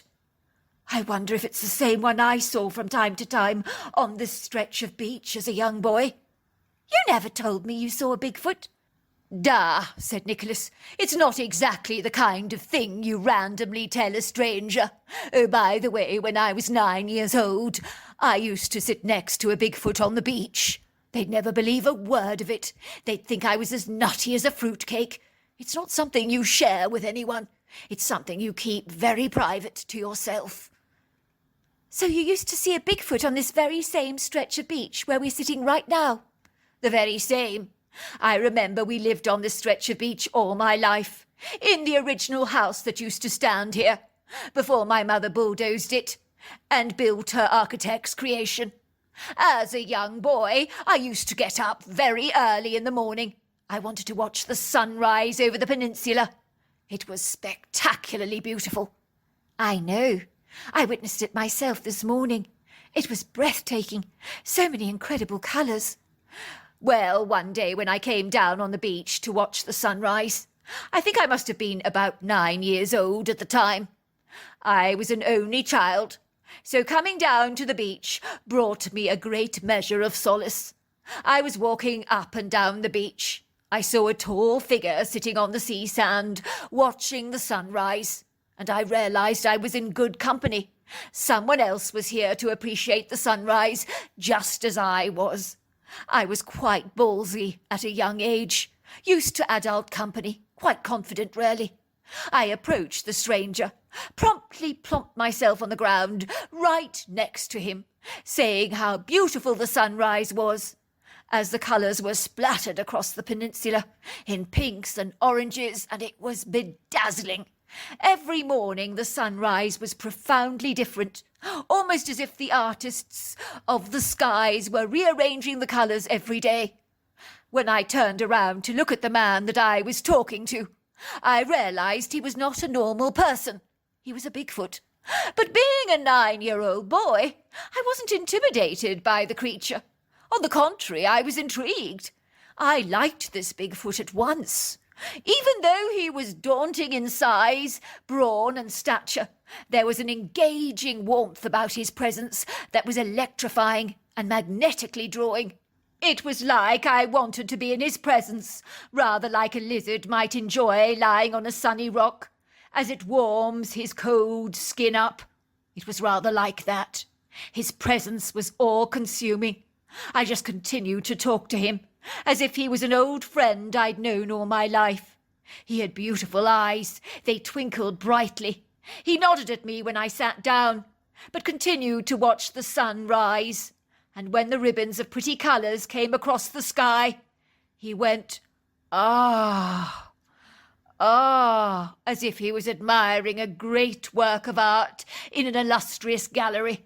I would also go, "Ah," and he would turn around. Our eyes would meet, as if we were both sharing this remarkably magical moment together. Once the sun had risen, he would nod his head at me. Then he would glide away and be gone. Often when I got the opportunity, I set my alarm very early in the morning and trotted down to the beach to see if the creature was there. And it was almost like he was expecting me. He would say nothing when I sat down next to him, but nod at me. And once the sun rose, he would get up and walk away. He was tall, agile, covered in long, flowing dark hair. He had a distinctive little scar on his cheek, shaped like a heart, I think it was. Oh, my God! The creature that rescued me had a scar like that on his leathery cheek. It must have been the same Bigfoot you saw as a kid. He was the one that rescued me last night. All of a sudden we hear Nicholas's mother calling him. "Nicholas! Nicholas! Where are you?" "Go and hide behind the tree there," said Nicholas. "I don't want my mother knowing you're alive. I've got a great idea up my sleeve that's going to wipe that smug, duplicitous smile off her face. She tried to kill you last night. I can't forgive her for that. You are my world, Bear, and she's going to be in for the shock of her life. Just you wait and see." I quickly retreat behind the tree. Then I see the elegant figure of Merrill, walking across the beach, carrying her sandals in her hand. "Oh, there you are, darling," she says, seating herself beside her son, blindly oblivious that I can hear every word, as the tree I'm hiding behind is at the edge of the beach, 2 feet away from where they're both sitting. "I'm so sorry, darling. I can't imagine what it must be like to lose your fiancé in such a terribly atrocious way." "No, I don't suppose you can understand, Mum. I doubt you've ever loved anyone like I loved Bear." "Oh, look, darling, don't be like that. I married your father once, remember, and I cared about him a great deal," she says, putting her arms around Nicholas's back, resting her head lovingly on his shoulders. "Accidents happen, darling. It's part of life, and if it's any consolation at all, I'm sure Bear didn't suffer. The fire chief was telling me she would have died very swiftly from smoke inhalation. But that flat of ours went down like an ice cream cake. It melted from the heat. It was so intense. Even the window shattered. The firemen told me that they didn't find her bones, which is rather bizarre, as bones apparently don't get burnt in a fire. They usually find charred remains, usually a body even. But there was no sign of Bear in that fire. That's what they're telling me now. But in my opinion, she must have been in there because there's no sign of her. Maybe human bodies melt. Maybe the fire was exceedingly hot. Anyway, apparently there has to be an investigation into the fire to check that it was an accident. But the fire chief was assuring me that he believes it's one of those fortuitous tragedies. I do have to tell you, he was an exceedingly handsome-looking man, very attractive. "What I don't understand, Mum," says Nicholas, "is how the fire actually started." "Well, he was telling me they think that they do know the cause of the fire," said Merrill. "It appears that your fiancé put on a chip pan of hot oil, and then she forgot all about it, and that's all it took to get the fire going. It was completely out of control. I expect your fiancé drank a glass of wine and got terribly sleepy before she goes to bed. She always does that, does she not?" "But why would Bear make chips in the middle of the night?" "Well, darling, when you drink wine, you often get very hungry. I expect she got hungry. Never you mind, Nicholas. Everything is going to be fine. There are plenty of fish out there in the sea, and I'm sure you'll meet someone very soon." "Maybe, Mum, but from where I'm standing, none of the fish that I've ever brought home have come up to your exacting standards. And Bear was the one for me." "I'm going now," said Merrill, "back to the house. You stay out here and watch the ocean. It's very therapeutic, you know. When you come back, we can have some tea together, talk some more. It's a blip, darling, a blip on the page of your life. But you wait and see. Things in time will be as right as rain, and you'll soon forget all about Bear. That I can promise you." Nicholas and I watched his mother walking back to the main house, without a care in the world. Did the woman have no conscience? She had tried to kill me last night, for goodness sake. "I've got a plan," said Nicholas. "Remember when we were thinking of going to Vegas to get married?" I nodded. "Well, I've got that Nevada wedding license in the front of the car, along with your ID and passport. None of that got burnt. It's all in my cubbyhole, thank God. I've decided we will go back to our apartment in Portland, get packed, take a short flight to Nevada. It's not that long a flight from here. A couple of hours, maybe, I think it is. I will book us into the Bellagio, and then we'll get married at one of those little venues. I think we'll take the Ace of Hearts package at the Viva Las Vegas Wedding Chapel. And when we return home, I will invite my mother to a hotel for dinner in Portland. And when she's sitting down at the table with me, you will walk in to join us. You'll give her the shock of her life. And when she sees you're alive, then we will announce to her that we got married and confront her with what she has done. We'll get the police in on everything, so I will be wired up, and she will confess to us that she was trying to murder you. We'll get that all on tape. Don't you worry a thing about that. We'll get her for what she's done to you. To cut a very long story short, which is possibly an excellent idea, as believe me, this is a long story, as far as stories go. Nicholas and I stayed at the Bellagio in Vegas for a couple of days. We had a fabulous time there. I bought a gorgeous, stylish white dress on the strip that I can wear again. We both tied the knot there. Then we flew back to Portland. Nicholas surreptitiously invited his mother to dinner at a hotel there. I was champing at the bit to see her face when she discovered I was alive. The police had been informed about what they suspected Merrill had done, and Nicholas had been wired up so he could extract her confession. The police pretended to Merrill that the fire brigade had recovered Bayer's remains. I gather she burst into crocodile tears on the phone. Oh, that is so dreadful, officer. It's so sad to hear that. What a waste of life. Oh, Bayer was so precious to me.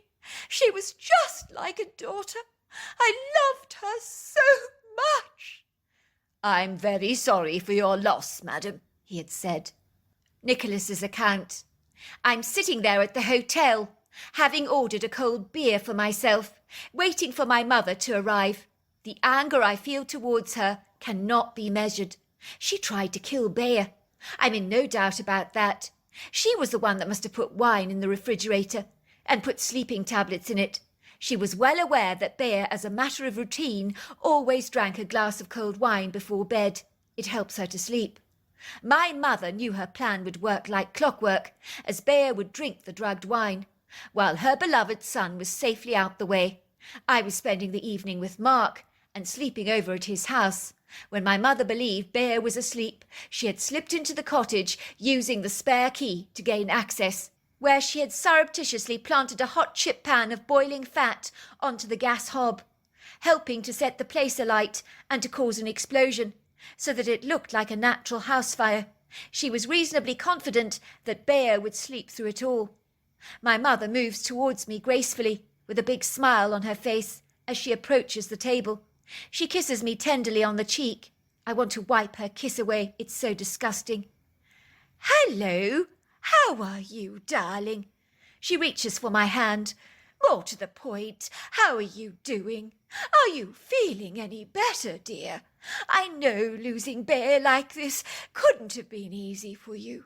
But as I keep telling you, darling, you will get over her, dear. You're good like that. You've always been remarkably resilient. You'll bounce back. I know you will. The waiter presents us with the menu, and then Bayer walks towards the table. My mother's face freezes in astonishment. Hello, Merrill, she says. I don't think you expected to see me here tonight, did you? What was it you were saying? That you would wipe me out of your son's life, like the spilt chocolate on a countertop. But I'm not so easy to wipe away, am I, Merrill? The colour drains from my mother's face. But I thought you were dead.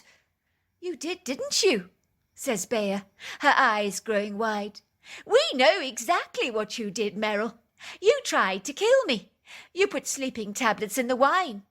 You put a chip pan of hot oil on the hob. You burnt down your own cottage because I was in it.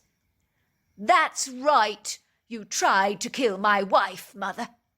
Your wife? What you talking about, Nicholas? Bea is not your wife. Well, I think you'll find she is now, Mother. Bea, show Mother your new wedding band. We got married the other day in Vegas, if you must know. So it's official. Yes, it's official. I'm Nicholas's wife. Not so easy to wipe away, am I, Meryl?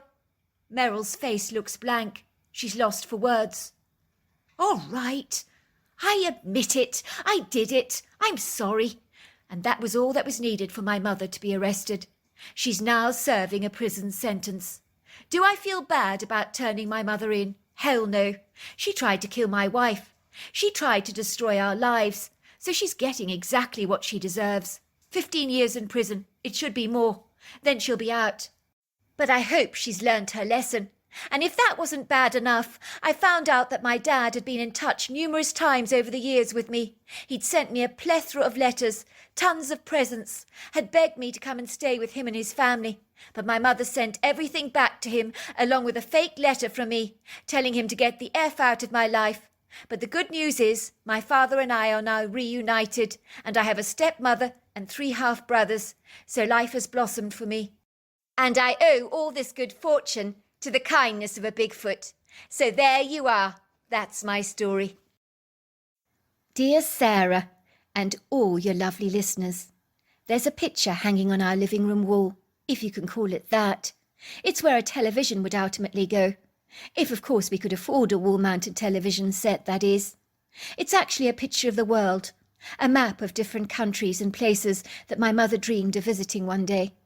She loved the idea of visiting Northwest Christmas Island, as the wistful sound of the name aroused the enterprising, intrepid explorer within her that was itching to make its appearance known. Subsequently, she discovered that Northwest Christmas Island is actually inhabited by crabs, so it somehow lost its illustrious appeal. My mother framed this map of the world when she was about 16 years old, my age, actually. I think for her the map represented a languishing, voracious yearning inside her, where she could break away from the current confinements or internments of her life, like a wild, unbridled horse, galloping across the open plains, free to roam at will, wherever she may choose to go. Or like a bird on a wing, soaring aimlessly into the cobalt sky, allowing the natural kinetic rhythms of the wind to navigate its course. My mother desperately wanted to be free, just like that, without being governed by responsibilities, commitments, or the drudgerous demands of her daily life. But she had no wings like a bird to fly, nor did she possess the speed, strength, courage, and tenacity of a wild stallion. But when she was a young girl, she dreamed. We're all allowed to dream, are we not? I think the map of the world on our wall epitomizes her impassioned fantasies of escaping to exotic locations where she can drink colourful cocktails on the beach and watch the resplendent tangerine sun setting over the peninsula from the grandiose balcony of an ostentatious beach house with views over her own private beach. Regretfully, the walls in our trailer house are not robust or strong, like walls you will find in your average home, as the walls of a trailer home literally crumble beneath your fingers like chalk. So how that frame map of the world has stayed hanging up on that wall for so long is a baffling, enigmatic mystery. It's now so old, it's yellowing in its frame. My mother sees the worst in everything, and even this map of the world has become victimized by her bitter resentment, for to her it represents and embodies all that is beyond her grasp, all she can never hope to procure. Bloody cheek, she says. All these places I can't afford to visit. This map is a big tease, provoking me into wanting something that I can never, ever have. Even something as benign as a map on the wall has become a victim of my mother's disgusted abuse, for my mother sees darkness in everything. It would seem that even a lone, benevolent map on the wall cannot escape her wrath. Ostensibly in associating all she sees with darkness, it helps my mother to fail to see her own darkness from within herself, for she never wanted to see the dark, empty shadows of hopelessness, despair, all-consuming internal turmoil and self-revulsion that have entangled her own life. For these days every part of her is wilting away, as if the soul within her is abandoning its shell, and only a tiny silvery web of who she once was remains within her, Sometimes I see flashes of that old person smiling back at me, like fleeting flashes of another time that once was. But these days she is inconspicuously fading away before me, and she has become her meth addiction. And so it was at 3 o'clock in the afternoon, when I returned to the trailer that day after an exhausting 8-hour morning shift at Wendy's to make some much-needed cash. I have learnt to survive in my solo journey through life, in what my mother describes as a dog-eat-dog world. You see, I told you she sees the dark side in everything. When I was 9 years old, my mother had 3 addictions that ransomed her life with a gluttonous, insatiable demand that could not be satisfied: cigarettes, alcohol, and men. But she soon grew wary of those things, as the craving for even more endorphin rushes was pathological, so she progressed to shooting herself up with meth, which is the passage of no return.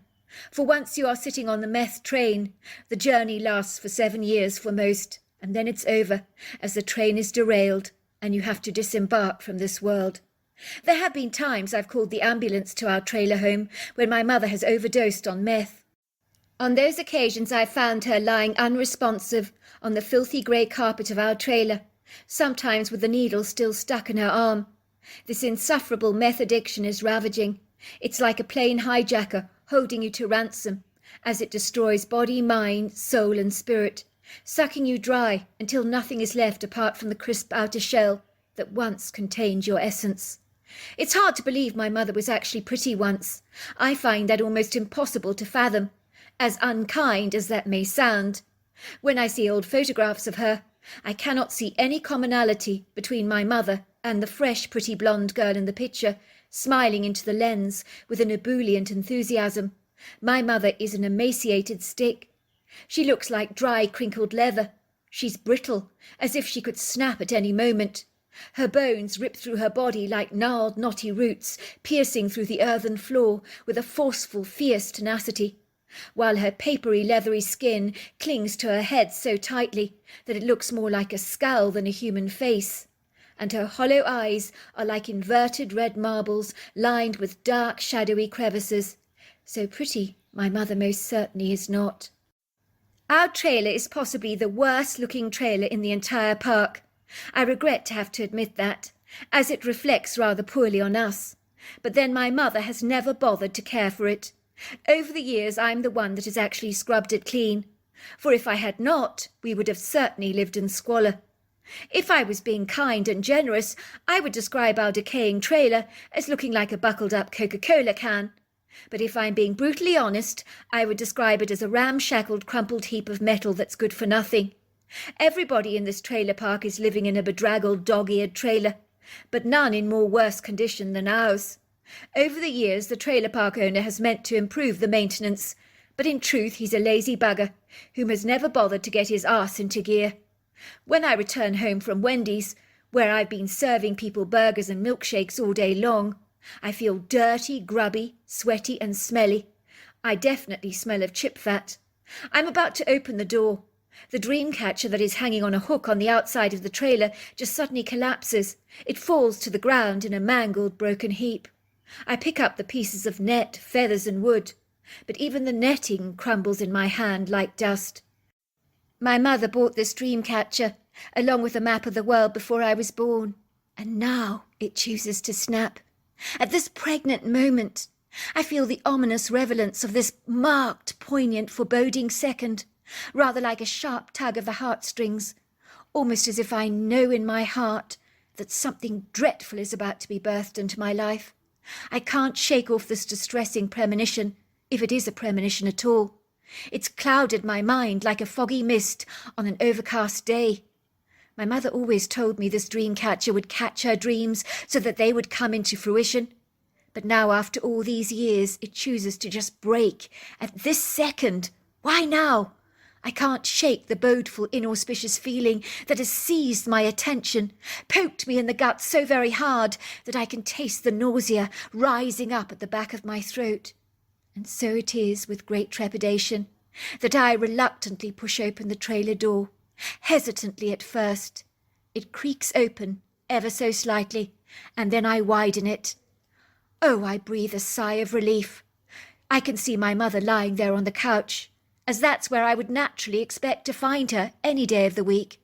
For she clings to that couch day and night like a raft drifting across the ocean.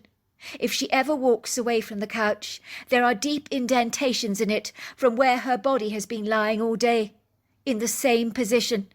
But as I walk into the trailer, my mother looks at me through eyes that are like empty sockets. "Hi, Mum," I say. "Are you all right?" I don't know why I always ask her the same question every time I see her. Are you all right? I mean, my mother has never been all right a day in her life since she became hooked on meth. At best, she's barely functioning. At worst, she's completely zonked out in an illusory, fictitious world of her own making. My mother's blank, emotionless face stares at me vacantly and barely acknowledges me at all. But I don't flinch, as this isn't unusual for me. Ever since she's been on meth, I've just been like a passing ship in her life that moors in the same jetty every night. Over the years, my mother has barely even known who I am anymore. I've never taken it personally, of course. I'm a fighter and a survivor. I always have been. I've seen what drugs have done to people in our town. I decided from a very young age that I would never be desperate enough to put a needle in my skin or shoot up. I knew it would be the beginning of the end for me. I had ascertained that no matter how bad my life became, that ending up addicted to drugs would never, ever be my lot. My mother's map of the world was symbolic to me, of a brighter, better future that I would one day grab hold of with both of my hands, and when I did, there would be nothing that could stop me. Even at school I was top of my class, reaching for the stars. I knew the significance of a good education, how my grades might get me out of this entangled snare known as my life, and out of this town where drugs and alcohol had decimated the entire community, well, almost all of it. I see the needle being pressed into a vein. My mother's eyes are fixed on the map of the world. She's condemning it yet again. "Bloody map," she says. "Such a tease. I hate the damn thing." And then my mother's head falls back. She sinks back into the couch. Her eyes roll back in her sockets, and then she becomes still. Her body flops over like a rag doll. Her eyes become glazed like a dead fish. And in that moment, I know she's dead. But I feel nothing. Absolutely nothing. I had known one day that this would invariably happen, and today is that day. I thought I would feel something, but my mind is vacant from every feeling and thought. My feelings are just numb. I feel nothing at all. By all intents and purposes, it had started off like any normal day for me in the trailer park where I lived with my mother. Nothing about this day gave me even the faintest inkling that in a few hours' time my life would be lying before me in rags, and as a 16-year-old girl, that I was going to have to make some seriously mature decisions that someone as young as myself should never be forced to make, with the help of Sheriff Cox, whom I had known all my life. Needless to say, I was the product of a drunken one-night stand that my mother had with someone else she had met in a bar over 16 years prior, a man called Peter Finnegan, whom had been passing through town that day. My mother had surreptitiously squirreled away his business card, in case she needed to contact him in the foreseeable future, which was something she always did with the men she slept with, as some kind of a security blanket, I suppose. She then informed Peter after I was born that he had fathered a daughter, and that he needed to take responsibility. Suffice to say, to be fair, my father sent my mother child support diligently every month, but I'm sure most of the money she ended up shooting up in her arm with her meth addiction, for I saw none of that money or the evidence of it in my life, not in our refrigerator or even in the wardrobe in my home. I never got to see my father except for a scant few days every year, when he would take me away for a few days to a cottage at the coast. He would spoil me rotten, buy me some clothes and presents, and then I would return home again to my scruffy life. I resented my father bitterly for his non-involvement in my life. I was sure I was the shameful secret that he wished to tuck away in an old abandoned wallet and simply forget about, and he had no knowledge that my mother was a meth addict, for I didn't even enlighten him about that. I sit in the police vehicle with Sheriff Cox shortly after my mother's demise. We both silently watch the coroner's van pick up my mother from the buckled old trailer, placing her on a gurney, covering her with a white sheet, where she's whisked off to the funeral home She'll be cremated and the ashes returned to me in a silver urn. I know the score.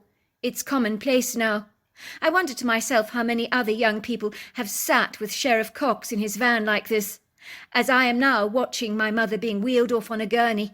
Many, I imagine, judging by the bemused expression on Sheriff Cox's face. I can see this event is a regular routine for him, as much as the coffee he drinks daily. I watch him grimace as my mother's deceased body is finally no longer visible, when the coroner's van door is finally slammed.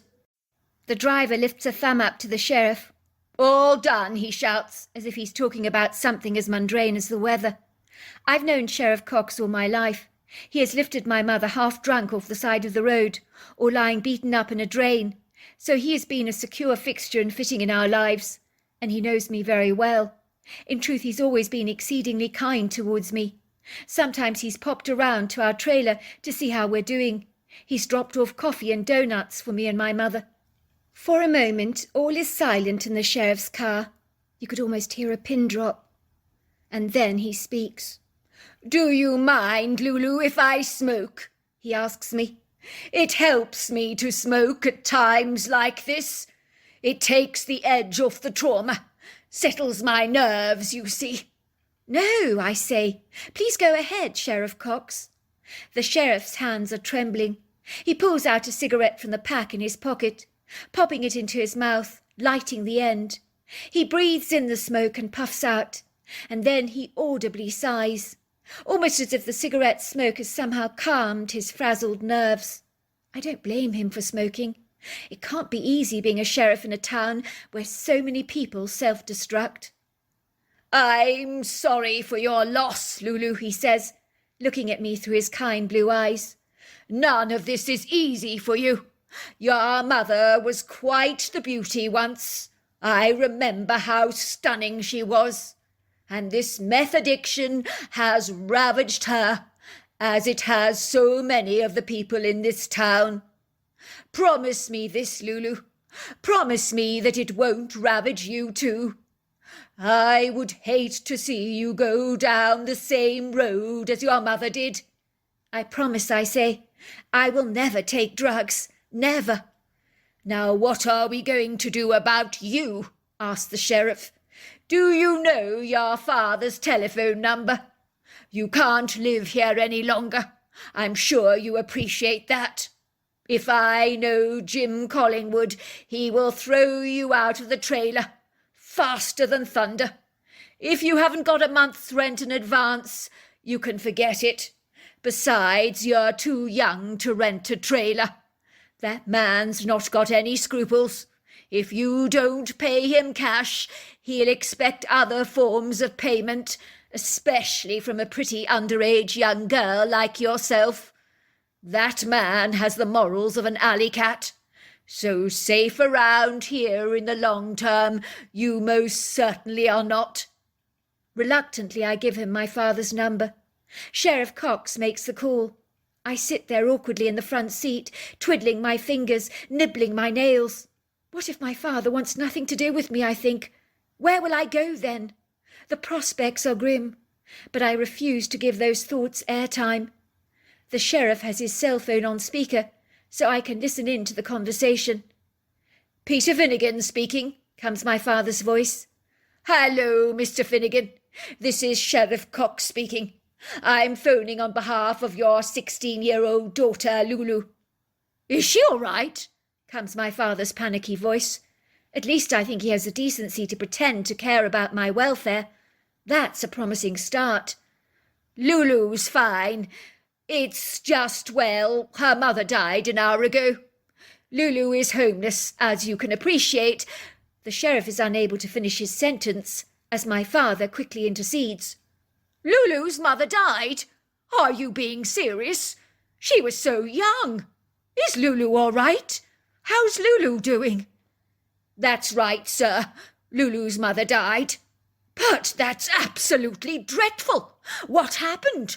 Was it a car accident?" Even the sheriff looks surprised by my father's naive, ingenuous comments that are saturated by extreme ignorance, as my mother never owned a car in her life. I doubt she even knew how to drive. So my father's words reflect his complete non-involvement and apathetic indifference that he has shown towards my life. He knows nothing about my mother beyond the time he met the pretty unassuming giggly blonde at a bar, who lied to him, telling him she was an aspiring medical student. I often wonder how much he'd freak out if he knew what my mother looked like now, moments before her death, a 40-year-old woman going on 90. No, sir, it wasn't a car accident. It was a meth overdose. There is a long, silent pause at the end of the phone, almost as if my father is trying to assimilate everything he is hearing. But I don't understand, he says again. She was a doctor. She should have known better, surely. Why would an intelligent, savvy doctor shoot up with meth like this? Mr. Finnegan, Lulu's mother was not a doctor. I don't know where you get that idea from. She was a meth addict, like many people in this God-forsaken town. The question that I need to ask you, sir, is whether you will consider taking charge over your daughter and responsibility until she is of age. She needs a guardian, a loving home, a father who can take care of her. Of course, came my father's voice. My home is Lulu's home. She's my daughter. My house is hers. She can live with me as long as she likes. I should be there in about 3 hours, if I leave now, which means I will be there at about 8 or 9 p.m. at night. Please give me the address. The sheriff spouts the address of the trailer park. My father's voice sounds nonplussed. Lulu lives in a trailer park? You've got to be kidding me. I had absolutely no idea. That's right, sir. She lives in a trailer park. She has done so all her life. The sheriff looks at me with a shocked expression on his face. Does your father know nothing about your life, Lulu? He seems to think your mother is a doctor. He has no idea that she was on drugs. Did you never tell him? My mother told me never to talk about it when I visited him. He did talk about her being a doctor. I just never corrected him. I figured if he really cared about me, he'd be actively involved in my life, and then you'd know the truth anyway. The sheriff groans. Oh, Lulu, you should have told your father the truth. You really should have. That was wrong of you to keep all this from him. He sounds like a very nice man to me. If you had told him the truth, I sincerely doubt that you would have remained living in that trailer for so long with a meth addict. Your father sounds like he would have rescued you. It's no life for a 16-year-old girl. You deserve much better for yourself, Lulu. Always remember that. He pauses for a moment. Are you sure you're going to be all right, staying at the trailer? You will have a 3-hour wait before your father comes to collect you. Maybe you should have a sleep before he does pick you up. I must confess, you look exhausted, but it's hardly surprising given the traumatic day you've had. I'll be fine, Sheriff Cox, I promise you. Thank you. Thank you for everything. Thanks for phoning my dad. It's a pleasure. Any time, Lulu, and Godspeed. I quickly packed a small duffel bag containing all my worldly possessions, and frankly there weren't many. I took down the map of the world from the wall. I was determined I'd also buy a dream catcher at some stage, for unlike my mother, one day my dreams would be realised. I was not going to abandon them to the wayside like my mother had done, once she had become engaged with meth. I glanced dispassionately around the very bedraggled trailer that had been my home for the last 8 years, with a measure of cavalier and apathetic indifference. It seemed surreal that my mother was now dead. I hadn't shed a tear. What kind of a daughter did that make me? Was I cold, aloof, and heartless, I wondered? I wasn't sure. But all I knew was my mother was better off dead. As awful as that is to concede, I knew it was the absolute truth. Sometimes the truth can be heartless, cold, brazen, tactless, and exceedingly cruel. Truth is like that. It doesn't spare your emotions or feelings. It doesn't cushion the blows or mask the pain. It's clear and as translucent as glass in a window, where nothing is hidden, concealed, or covered up. If I was to miss my mother, I would miss what she could have potentially become, who she could have been in life, if it hadn't been so infeliciously ruptured, like a punctured rubber tire in a truck that eventually grinds to a gridlock as it cannot move forward any more. That was my mother's lot, immobilized to a settee for the rest of her life, by a prison of her own creation, from which there was no reprieve. I retired to my bed for 3 hours, slipping into a deep sleep, for the exhaustion of the day has hijacked my wakefulness. My energy is drained, my attention waning. I wake with a start, almost jumping out of my skin in fright, to find someone pounding loudly on the door at about 9 o'clock at night. For a moment I wonder who's knocking on the door. Then my memories come flooding back. Of course, it's my dad. He's here to pick me up.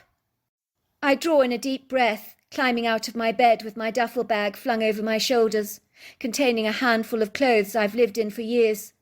A few purchased by my dad, others bought from thrift stores, and of course the picture of the world that is clutched tightly in my hands. I move through the tiny little dilapidated trailer, slowly with a measure of trepidation, and then I open the door. My father is standing in the doorway, with a flushed, embarrassed expression upon his face. I think he almost looks ashamed. I was glad I didn't have to hug him, as I was clutching my bag and the picture of the world in my hand, creating a convenient barricade between us. My father doesn't appear to notice. His eyes are astute like a bird of prey, surveying the trailer with a look of horror in his eyes, as if it had never crossed his mind or dawned on him that a daughter of his could live in such impoverished circumstances. I see his eyes glance over the threadbare couch, with the huge indentations of my mother's body moulding the furniture into a sculptural whole or impression, the bedraggled rug lying flung across the dingy grey carpet, the coffee table with its ashtrays filled with needles, and a few stray cans of Mountain Dew scattered across the countertops. My father straightens his back. He struggles to get the words out, and then he looks at me sorrowfully. I had no idea, Lulu. No idea that you lived like this. Why on earth did you not tell me? I can see my father's eyes are glazing over with tears. He's trying to fight them back with difficulty, but somehow he manages to maintain his composure. Finally, he lets out a huge disgruntled sigh. I believe I see regret and remorse in his eyes. I almost feel sorry for him, but he never suffered like I did. Ignorance is bliss. It shelters you from what you don't want to know. It's in the not knowing that you can abandon your responsibilities without any prickling of a conscience, so you can live your life in the pleasure of your blind oblivion and indifferent apathy. But in my father's dismayed reactions, I begin to discern that my assumptions that my dad is a big loser who didn't care about me a jot were seriously unfounded and very misplaced. My anger that I had carried with me through my entire life like a heavy backpack might have been unsubstantiated, for the man I am looking at now is a man who would gladly have relinquished my heavy load a long time ago, if only I had had the courage to have told him the truth about my life. Then how different things might have been. You never asked, I say. But Lulu, why did your mother tell me she was a doctor? Why would she make up something incredulous like that? It's completely insane.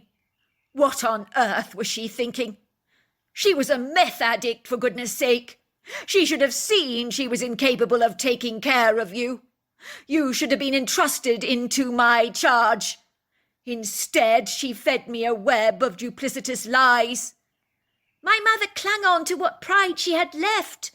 You lose your self-respect when you're an addict. I think she liked you to believe she was a doctor. That was her dream, to become someone of significance, someone that meant something. She didn't want you to know she was an addict. With you she could pretend to be something she wasn't, and for a fleeting moment she could hold her head up high with a bit of dignity, pretend to be what she wanted to be. But I sent good money to her, very good money, for your school fees, clothes, food, holidays. You should have been living a lot better than this. I contributed significantly to your care. I made sure you were exceedingly well provided for. I can show you the financial transactions that I paid directly into her bank account, if you like, that I transferred for you. You should never have been living like this. The mind boggles. Frankly, I'm appalled. But I'm more angry with myself than anyone else.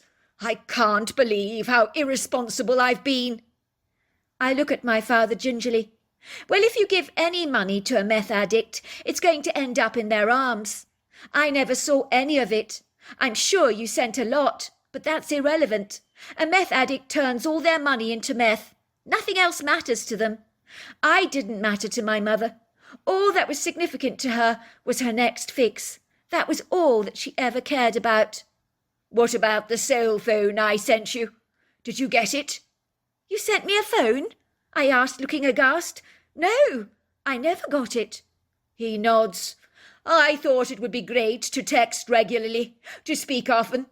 I assumed you had your own phone, of course, but sending you one of your own, I thought it would start up a line of communication between daughter and father. I wanted to hear from you. Well, she must have sold it. That's what meth addicts do.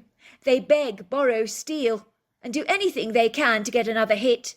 It consumes their life. My father sighs grievously. I feel responsible. I should have come and visited you. I would have been able to see how you've been living, instead of sending you a flight ticket once a year to come and stay with me at a beach cottage for a few days. Your mother kept putting me off visiting you. Now I know why. He puts his head in his hands and sighs. I've been a bloody fool, a goddamned fool. When I met your mother all those years ago in a bar, she was flamboyant, funny, pretty, clever even. I suppose I thought of your mother like that. An engaging, intelligent woman who adored her daughter. I know she said you could only stay with me for 7 to 10 days a year. I never challenged her on that. I was so grateful to have that precious, invaluable time with you. That's why it was you and me at a holiday place, so we could have fun together, as it was the only time we got to be together. But I had no idea what was really going on underneath the surface. I feel so regretful. I was just so presumptuous. I believed all the drivel your mum was spinning me. She phoned me a lot asking for money. My contribution to your dental costs, your tuition, stuff like that. Never once did I hesitate for a second to send her the money. But living with a meth addict, you must have been taking care of yourself all this time. For how long, Lulu? I dread to think. Since I was 9, I tell him rather begrudgingly. I might as well tell him the truth. Now is a good time as any, to let my father know how uninvolved and disengaged he's actually been in my life. I laugh. I've never been to a dentist in my entire life, I tell him. My father looks appalled. What? Are you joking? That's not good. I'll have to get that sorted out for you. Don't worry, I reassure him. I've been looking after myself. I even learnt to cook when I was 9 years old, as sometimes my mother was so wasted from her drugs, I had to learn to cook for myself. And sometimes, I pause, sometimes there was no food in the house. Sometimes I'd go to bed really hungry. I had to eat newspaper to stop my stomach from growling so much. Oh, my God, said my father, taking me into his arms and kissing the top of my head. I don't know what to say, Lulu. I'm so sorry. No wonder you're so skinny, he says, looking at me. I thought you were skinny because girls your age are so obsessed about their weight. I had no comprehension that you were starving. Come, he says, let's go home now. Get out of this hellhole of a place. I watch my father take my duffel bag from me, along with my picture of the world. He places it into the trunk of his car. I can see him glance at it briefly. I bet he's wondering why I have a picture of the world with me, but I'm not sharing that secret, not with anyone. As I sit in my father's SUV, with the smart leather seats, I pull the safety belt over my chest. I smell money in his car. When you're as poor as I've been all my life, leather seats smell of money. My father starts up the engine. We drive away from the old trailer park that has been my home for so very long. My father puts on the radio, and then we drive away through the night, through the sad little beleaguered town, past areas where there are no street lights at all. Where is home, I ask? Do you live on your own? I know very little about my father's life. I don't even know where he lives. I've only spent time with him at a holiday cottage every year for a few days. You mean you don't know? He asks, looking bewildered. I suppose in the circumstances I shouldn't really be surprised. I sent you a wedding invitation a few months ago. Your mother told me you couldn't come to the wedding. I'm married now. He laughs for a second.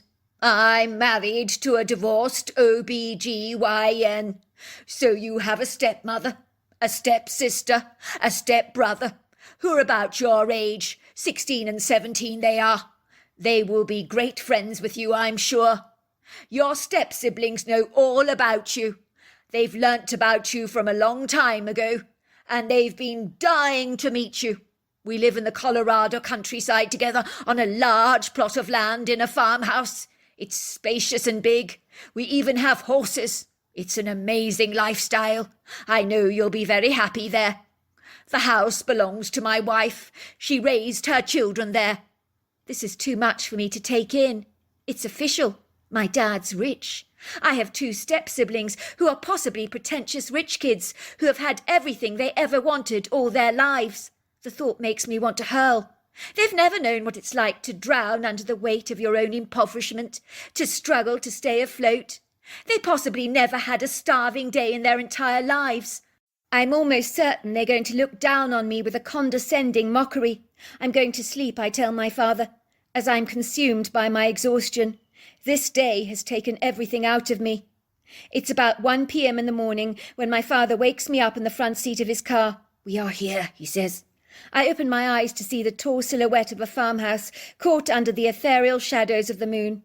It looks like a 2-story symmetrical farmhouse with huge windows, but it's too dark to see clearly. But it looks like a palace to me. Anything would look palatial after the trailer I've lived in for so long. "It's dark," he says to me. "Everyone's asleep. I'll take you up to your bedroom now." We quietly slip up the stairs. I enter a large, spacious bedroom.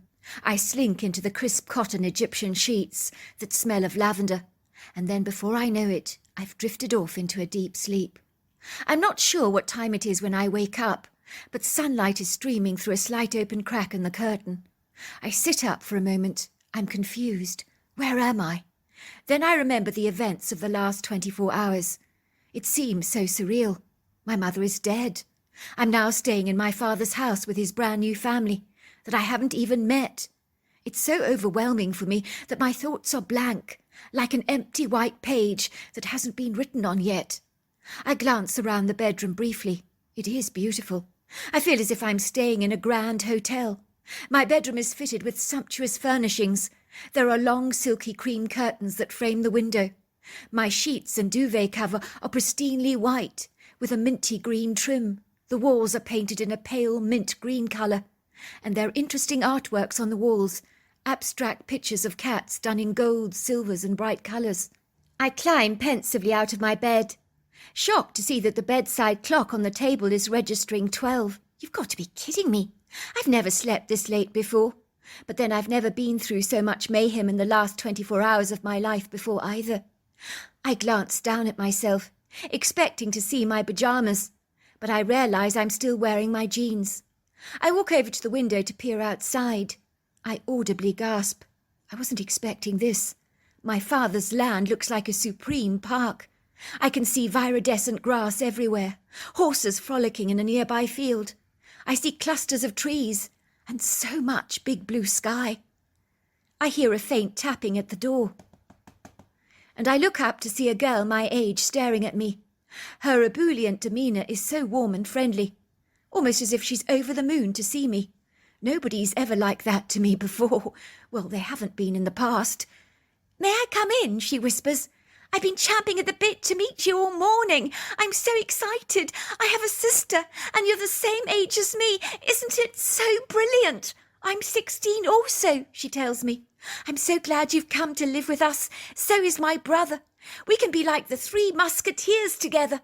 My dad says we'll be taking you shopping to buy you a brand new wardrobe. Isn't that brill? I'll help you pick up some incredible clothes. Do you know I know the best boutique? The clothes there, oh my word, they are so gorgeous. They're to die for. In the meantime, he's asked me to lend you some of mine. She looks at me. Oh my God, you make me sick. You're so skinny. You lucky bugger. How do you manage to be so tiny? You have a thigh gap. Oh, you know how much I've wanted a thigh gap. She looks at me with such envy. I've tried every diet known to man, but I can't shift those last few pounds. They're stuck to me like superglue. They simply won't budge. I laugh. This girl is really funny. You're not fat. You look $1 million. You look so healthy. Being skinny is overrated, I say. In my town, some people are so thin, they look like they're going to peg it in any second because of their meth addiction. So in my opinion, it's not pretty at all. The skinny people look ugly, not radiantly beautiful like you do.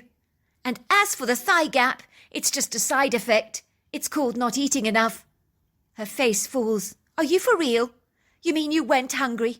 I nod. Oh my God, that's absolutely terrible. Do you fancy some ice cream? We've got chocolate chip in the freezer. It's to die for. It sounds amazing. I really would love some ice cream. Suddenly the thought of ice cream sounds better than anything else I can think of at this moment in time. When the blonde girl in the white shorts reappears, she has 2 bowls in her hands and a huge container of chocolate chip ice cream. And when I taste the sweet, rich creaminess on my tongue, I audibly groan. Oh, this is heaven. I can't remember the last time I ate ice cream, but this is delicious. Tell me about it.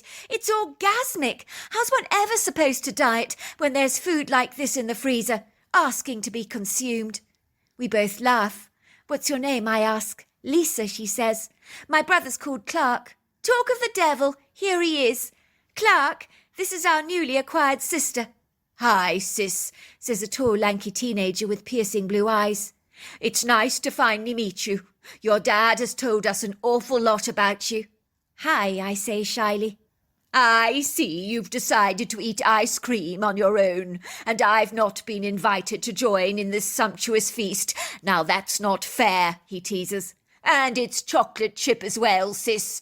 You know that's my absolute favourite. How could you? Go on, then. Go and get yourself a bowl. And be quick about it, otherwise we'll finish everything. So it would seem that my life living with my father's family was wonderful. I hadn't expected this. I had struggled all my life to keep my head above water. I'd seen how the depression in my small town, where I'd grown up as a young girl, had buried people under the waves of their despair, as they surrendered to the world of drugs, becoming victims to its debilitating, weighty perils. I knew even then that I would never embrace that path. The map of the world has always reminded me that beyond my life in the trailer park, there was a better life out there somewhere. My stepmother Lacey was just the most incredible woman.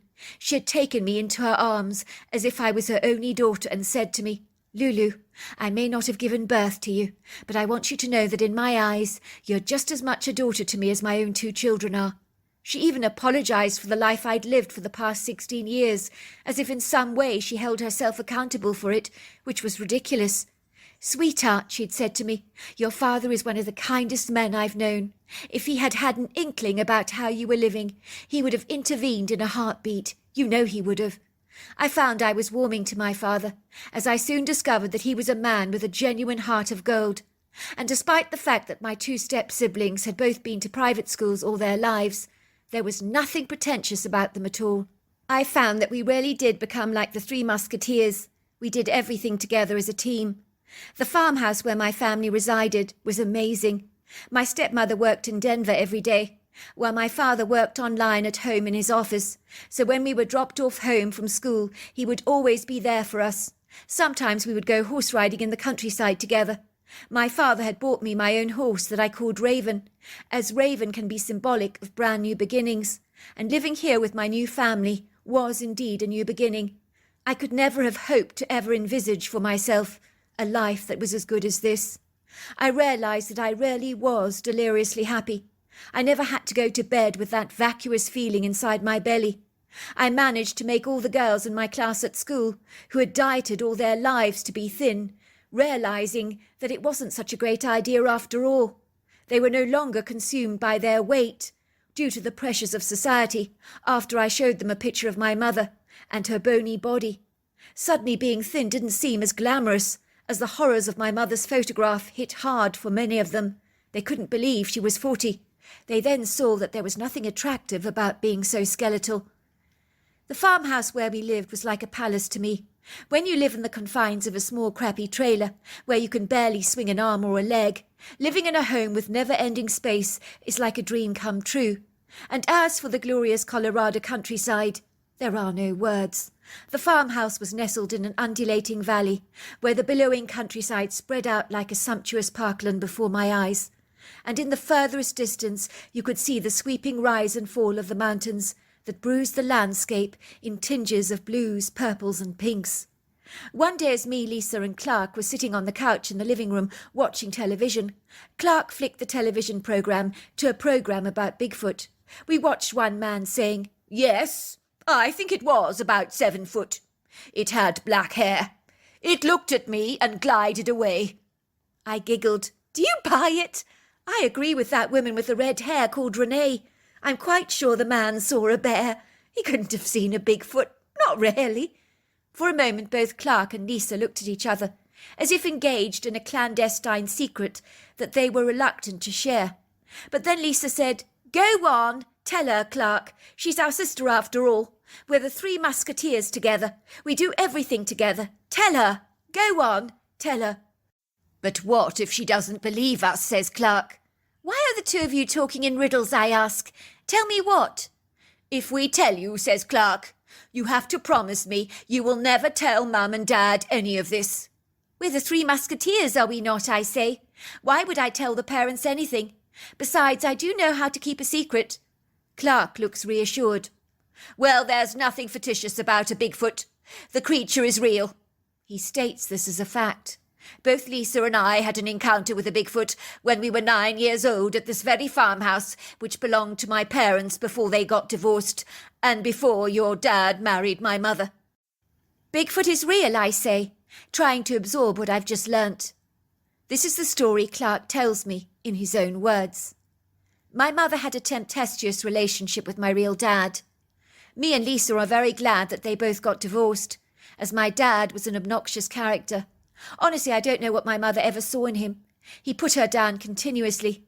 But Mum did not sit down and take it. She refused to be undermined by my dad. But they would be at each other's throats day in and day out, like a pair of fighting dogs. We would have to put our earphones in, Lisa explains, just to block out the rows. It made me feel very insecure, hearing my parents at each other's throats all the time. But their constant bickering was becoming commonplace to us. It must have been 12 o'clock at night. It was midnight, and I was awoken to my parents laying into each other again, calling each other all kinds of horrendous names. And the angrier they became, the louder their voices. So both Lisa and I could not sleep. Even as we slipped away quietly from our house, we could see the silhouettes of my parents in the living room, arguing with a fervent tenacity, which would have been impressive if it wasn't so sad. It was tenebrous outside, but with our headlamps on we could see clearly. I do recall there was a cool breeze blowing, nuzzling our cheeks with refreshing kisses. We both could hear the trilling sounds of the crickets and frogs, as we trailed gently over the dewy grass, past the meadow where the horses were grazing, towards the woodgrove. As we walked past the horses, they trotted eagerly over to us, and we patted them for a while. The woodgrove was beautiful at night. I'd never entered it at this late time before, but the way the silvery moon caressed the trees was magical. We walked down the familiar earthen trails, while the tall trees were jiggling in the cool breeze, and the heady scent of pine and wild flowers wafted in the air. For a moment I think me and Lisa were so enchanted we almost forgot about my parents and their blazing row. At one point we saw a long line of bright yellow eyes low on the ground, meandering towards us. We realised there were over 20 raccoons together in one large group, but when they saw us they scampered past us quickly. We also saw this huge owl, perched on a tree branch, who seemed undaunted and unfazed by our presence. I think we must have watched him for well over 10 minutes, and as outlandish and incredulous as it may sound, I think he was thoroughly enjoying our attention. He serenaded us with some lengthy hoots and stared at us through these large, round, yellow eyes. I remember thinking, why the heck hadn't we done this before? It was so exhilarating here in the wood grove. As we made our way to the brook, the atmosphere in the woods suddenly changed. It was so dramatic in its contrast that I noticed it at once. It was like it pounced on us from the dark shadows in an instant. The only way I can explain it to you is that the forest seemed to become another place, as if suddenly we had walked into a colder room in the house that was less congenial in its energy. It was like the temperature in the wood grove had shifted, becoming colder. Everything became quiet, so quiet that even the sound of the silence had a sinister spectral sound all of its own. Actually, spectral is an excellent word to use. It was like everything was hauntingly outer-worldly and unorthodox to us. All things appeared to have shut down, from the chirps of the crickets to the croaks of the frogs. It was like there was no pitter-patter of tiny little feet running through the wood grove, like a scampering fox or rabbit, or even a deer. It was dead quiet. I remember even Lisa was looking at me with big, affrighted eyes. I could hear the hysterical jellyfish-like stammer in her voice, and I could see she was physically shaking like a leaf. She said to me, Clark, something's terribly wrong. Something's wrong. We need to get out of here now. And I mean now. It was in that moment I knew something was staring at us. You can sense when someone is eyeballing you. But this was so much worse than that. I felt hunted and harassed, as if me and Lisa had been cornered by something menacious, stalking us in the dark shadows that was looking for the perfect opportunity to pounce on us unaware. I knew it was hounding us, but I couldn't see a damned thing. I was so frustrated. I could hear Lisa breathing fast, and I could sense she wanted to run, but I knew if we were being pursued by a predator, running away was almost certainly asking for trouble. "Turn around," I whispered to Lisa. "Turn around, walk away slowly. Whatever you do, don't feel fear." "What do you mean, don't feel fear?" whispered Lisa. "I'm bloody wetting myself. I'm terrified." "Think of something else," I said. "Focus on something you like. If there's a predator out there, it'll sense our fear." It was all very well to tell Lisa not to think about her own fear, as I couldn't even listen to my own advice, as I was absolutely petrified. I had this ominous, nefarious feeling that hung over me like a gloomy, dark blanket, that tonight we weren't going to leave this forest alive. This inauspicious, bodeful feeling overwhelmed me like a premonition of note that I couldn't vanquish from my mind, no matter how hard I tried. As we were walking away, we could hear feet padding behind us, as forest debris was being crunched. When we stopped and looked around nervously, the footsteps also appeared to stop. The next thing I know is that Lisa lets out this shrill, discomposing scream. A huge creature flounces on her. It happened so fast. 1 minute we were being tracked. The next minute, barging through the undergrowth like a steam train on full throttle, is this tall, lanky, bipedal, pugnacious-looking creature. The light of my head torch, complemented by my sister's headlamp, lit up the critter's angular, pernicious features that enabled me to see this portentous creature more clearly. He was holding both my sister's arms behind her back very tightly, and perversely sniffing her neck, like we might smell a rose, almost as if he was savouring in her body smell, delighting in it. For a minute my whole body froze up in terror. It was as if every single cell in my entire body became as solid as ice. I couldn't move a single muscle. I stare in a befuddled disbelief. I can't comprehend what I'm beholding, for what I'm discerning looks like something that is not congruous or even compatible with our reality. The 7-foot-tall creature easily weighs over 400 pounds, looking like a human werewolf. It's covered with long black hair, darker than the night. He's grotesquely ugly, standing up with a haughty pride on 2 legs like that of a man, with long arms and a lanky thin body, and the distinctive head shape of a man with the muzzle of a wolf. He has sharp canine teeth and eyes that blaze like bright red traffic lights. This unethical creature senses me watching him. He's manhandling my sister. My sister's eyes are pleading me to do something, while this lecherous, immoral creature is licking her neck like a popsicle with his long pink tongue. He's licking her up and down, then nibbling her with his teeth, without even breaking the skin. My sister is shaking like a leaf. She's whimpering like a frightened child. It's when the creature uses one of his human-like hands with a long claw. He begins to maliciously trail this claw down my sister's neck, like a sharp knife, cutting open her skin. The blood trickles down my sister's neck. The creature licks off the blood with his tongue, savouring the taste as if it's delicious.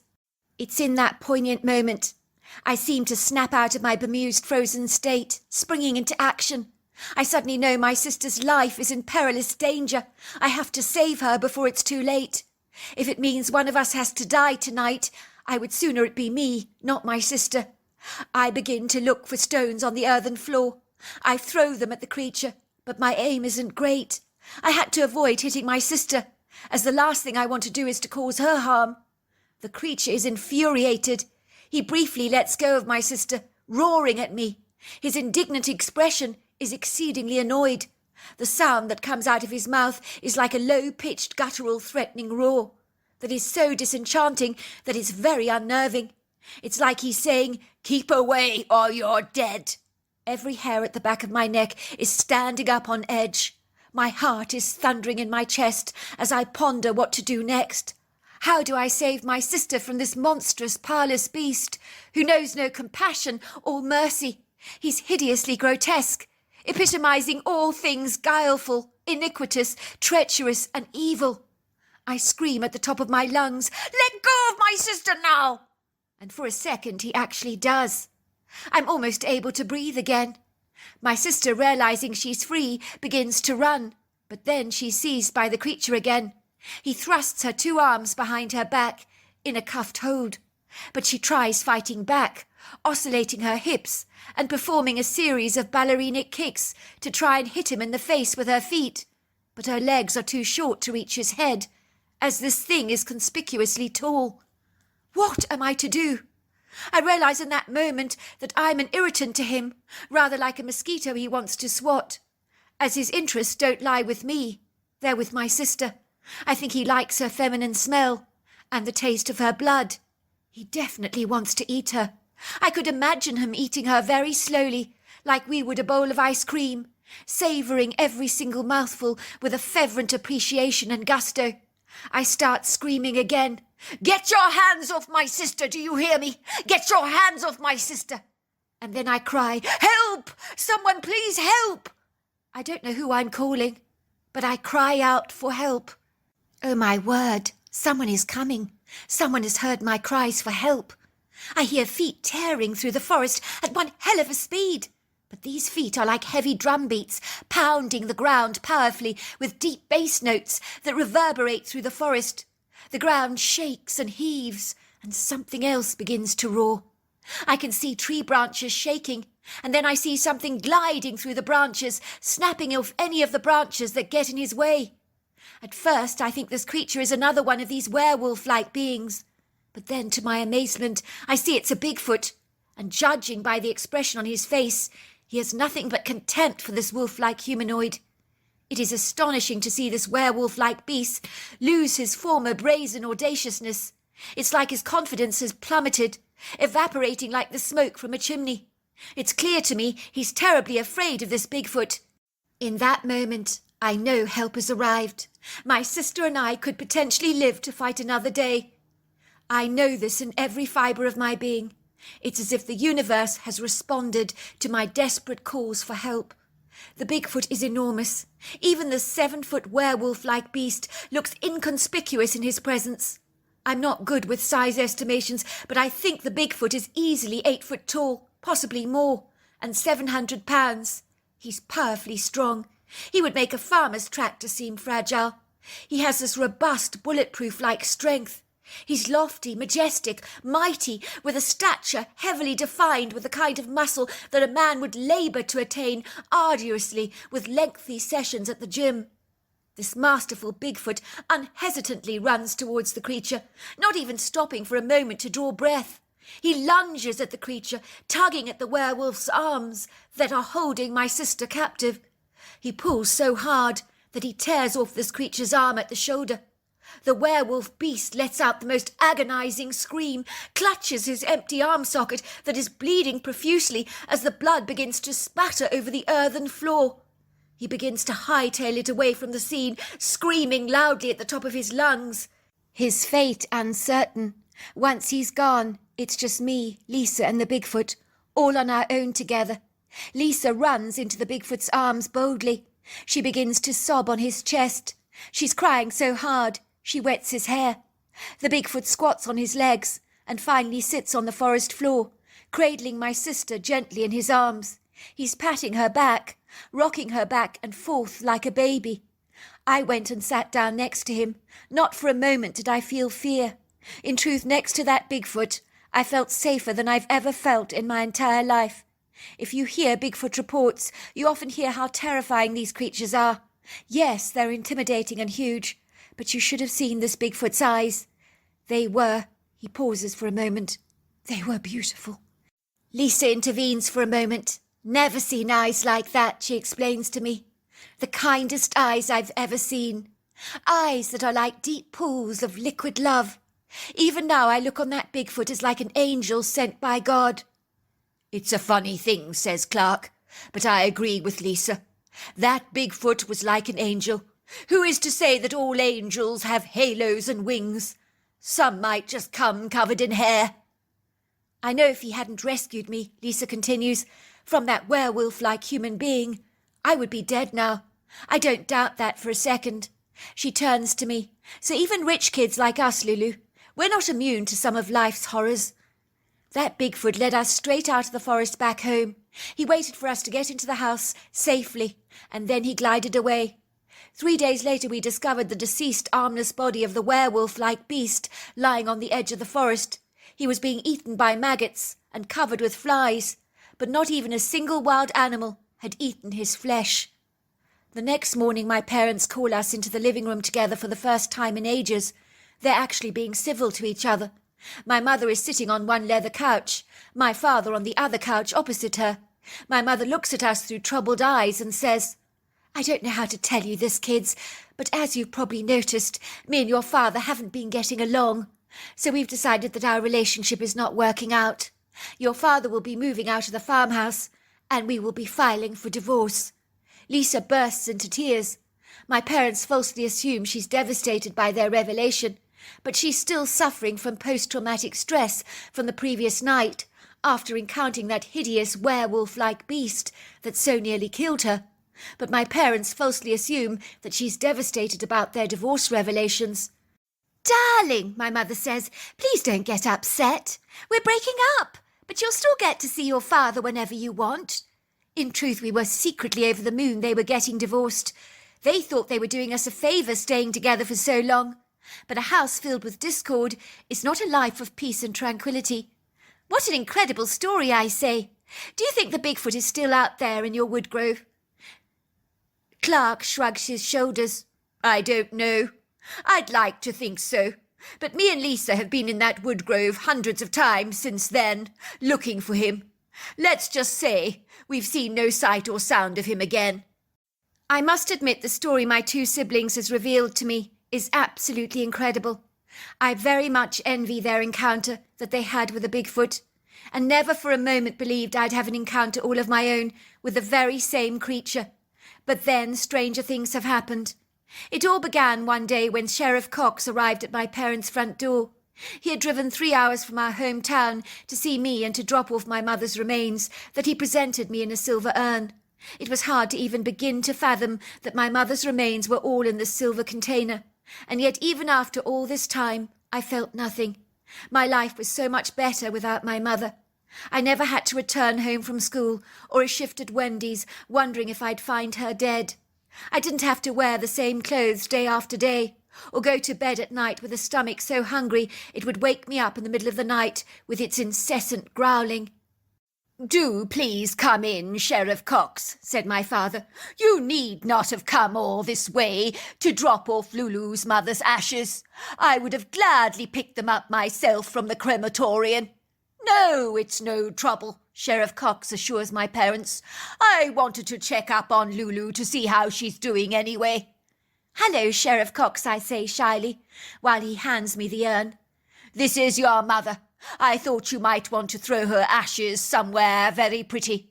And judging by the looks of this place, you won't be short of many options. You've landed in the clover, Lulu, moving in with your father. I'm so very glad for you, he reflects. I'd hate to see you go down the same dreadful path as your mother. It's a travesty in our town how many people have ended up addicted to meth. I knew Lulu's mother very well before she got addicted to the stuff, he tells my parents. Believe it or not, she was a very attractive woman at one stage, turned heads wherever she went. I even went out with her for a while, Lulu, when you were 6 years old. But I'm sure you have no memory of that. You were very young at the time. You dated my mother? I asked, looking aghast. I had no idea, Sheriff Cox. The sheriff nods. I was very fond of your mother, but it was her addiction to alcohol that tore our relationship apart. It was when you were 9, I think, that she started shooting up with meth. I did try to stop her, but it was no use. And within months your mother's looks just flew out of the window like a bird on the wind. It was that fast. Meth kills your physical appearance, your health, and then finally your soul. I've seen it happen over and over again in our hometown, and it's not pretty, but it's hard on me. When a woman I cared about goes to seed, it's not easy to watch. I have a present for you, Lulu, says the sheriff, handing me a parcel. I opened it hurriedly, and to my amazement, it's a dream catcher. How do you know I wanted a dream catcher? I asked the sheriff, looking befuddled. Well, your mother had a dream catcher, Lulu, but it abandoned her dreams. I was hoping that this one would catch yours for you, so that you can reach for the stars. I know she'd want you to. Once the sheriff was gone, I hung the dream catcher on my bedroom window and made a wish. I want to encounter the benevolent Bigfoot my siblings encountered, I whisper as I hang it on the window, never even imagining for a fleeting moment that this dream catcher might have grabbed my wish in its feathery net. One day in early spring, when there were tulips and daffodils growing in large clusters on the edge of the woodgrove, while the prairie, fire crab apples and serviceberry trees were fully in blossom, I decided that this was the day to throw out my mother's ashes that had been on the mantel for quite some time. But spring would be the perfect time of the year to unleash them in the air. Somehow it had never felt right to throw them out in the cold winter months. I had the silvery urn in my hand, and although my 2 siblings were desirous to accompany me, I put my foot down. I knew this was a job I needed to do alone. It was my moment to say my goodbyes to my mother. The woodgrove looked magnificent on the spring morning, full of narrow-leaf cottonwoods, junipers, lodgepole pines and Engelmann spruce trees. It was such a magnificent spring day, as the early morning sunshine danced through the canopy. The earthen floor was vibrantly bespeckled with yellow daffodils everywhere, and other colourful spring flowers, and a plethora of viridescent mosses. The trees stood proud and tall, like graceful, regal ballet dancers, reaching up towards the sunlight with a hungry appreciation. There was a gentle morning breeze blowing through the woods, caressing and invigorating my cheeks. It wasn't obtrusive in any way, so the flowers and trees responded to it gently, by jiggling as if they too were dancing. I could hear the pretty tweets, warbles and trills of the birdsong, along with the gurgling sound of the creek. Further along the woodland trail, I stumbled across a tree that I thought was magnificently beautiful. It was tall, lofty and majestic. I fiddled with the urn, thinking that this might be a good place to unleash my mother's ashes. "Hi, Mum," I say. "I do hope you're at peace wherever you are. I've still got the map of the world, and Sheriff Cox gave me a new dream catcher. I know you never reached your dreams, but I thought I'd reach some dreams for the both of us. I miss what you could have been, what you could have become, because without those dreadful drugs and all that alcohol, I believe you could have made something of your life." I begin to open the flask with a great deal of difficulty, as the lid appears to be stuck. I sense I'm being watched. I'm in no doubt that something or someone is spying on me. For a moment I feel distinctly put out, as I think Lisa and Clark are the culprits. I especially told them I wanted to release my mother's ashes alone. It is then that I see him. I am so gobsmacked that for a moment my heart starts pounding away violently in my chest. It's audible. I can almost hear every single beat. I'm not afraid. I'm excited. My dream catcher has caught one of my wishes. It's a Bigfoot. I can hardly believe it. I've never seen such a majestic creature before, with a face that is so intrinsically human, and an athletic body of a graceful giant covered in hair so dark that it's almost navy in certain lights. The creature is agile and athletic. He moves with such grace. He's standing there looking at me through all-knowing brown eyes. I say all-knowing, as this creature is looking at me, almost as if he knows everything there is to know about me, even my most clandestine secrets. It's like he can read my mind and my thoughts. I look at the creature's eyes, and I'm beguiled and transfixed. I know what Lisa and Clark are talking about. These are quite literally the most beautiful eyes that I've ever seen. The creature is pointing at my urn. He takes it from me and twists the lid off and hands it back to me. Then he indicates for me to follow him, and I do so. Does he know the silver urn contains the remains of my mother? It would seem he does. The creature seems to know everything that he shouldn't know. How is that possible, just to know things like that? I follow him down the woodland trail. He stops at the most exquisite tree. It's a Canada red select chokeberry tree, bursting with blossom. It's unbelievably beautiful. He points to the urn. Thank you, I say. You're right. This is the perfect spot. He watches me as I throw out the ashes and nods approvingly. Bye, Mum, I say. Rest in peace. After I throw the ashes, the creature arranges some stones in the soil, as if to mark my mother's resting place. He then breaks off a little branch of petals for me and hands them to me. He nods and then glides away. Did that just happen? I asked myself. Did that really happen? I grin happily, running back to the farmhouse as quickly as I can, with my empty urn, knowing that my dream catcher is working, and I'll be catching more dreams, plenty more dreams for my mother and me. I can't wait to tell Lisa and Clark that I met the Bigfoot too. So there you are. That's my story. Well, hello there. I hope you enjoyed the Omnibus edition. We've got many more coming our way for you to listen to. Sending you love wherever you are in the world, in North America, Canada, Kenya, wherever you may be. I send you lots and lots of love. Thank you for listening to my Omnibus, and I really do hope you enjoyed it, because that's the whole idea about it, is to give you some interesting stories to listen to. So until next time, goodbye and good night.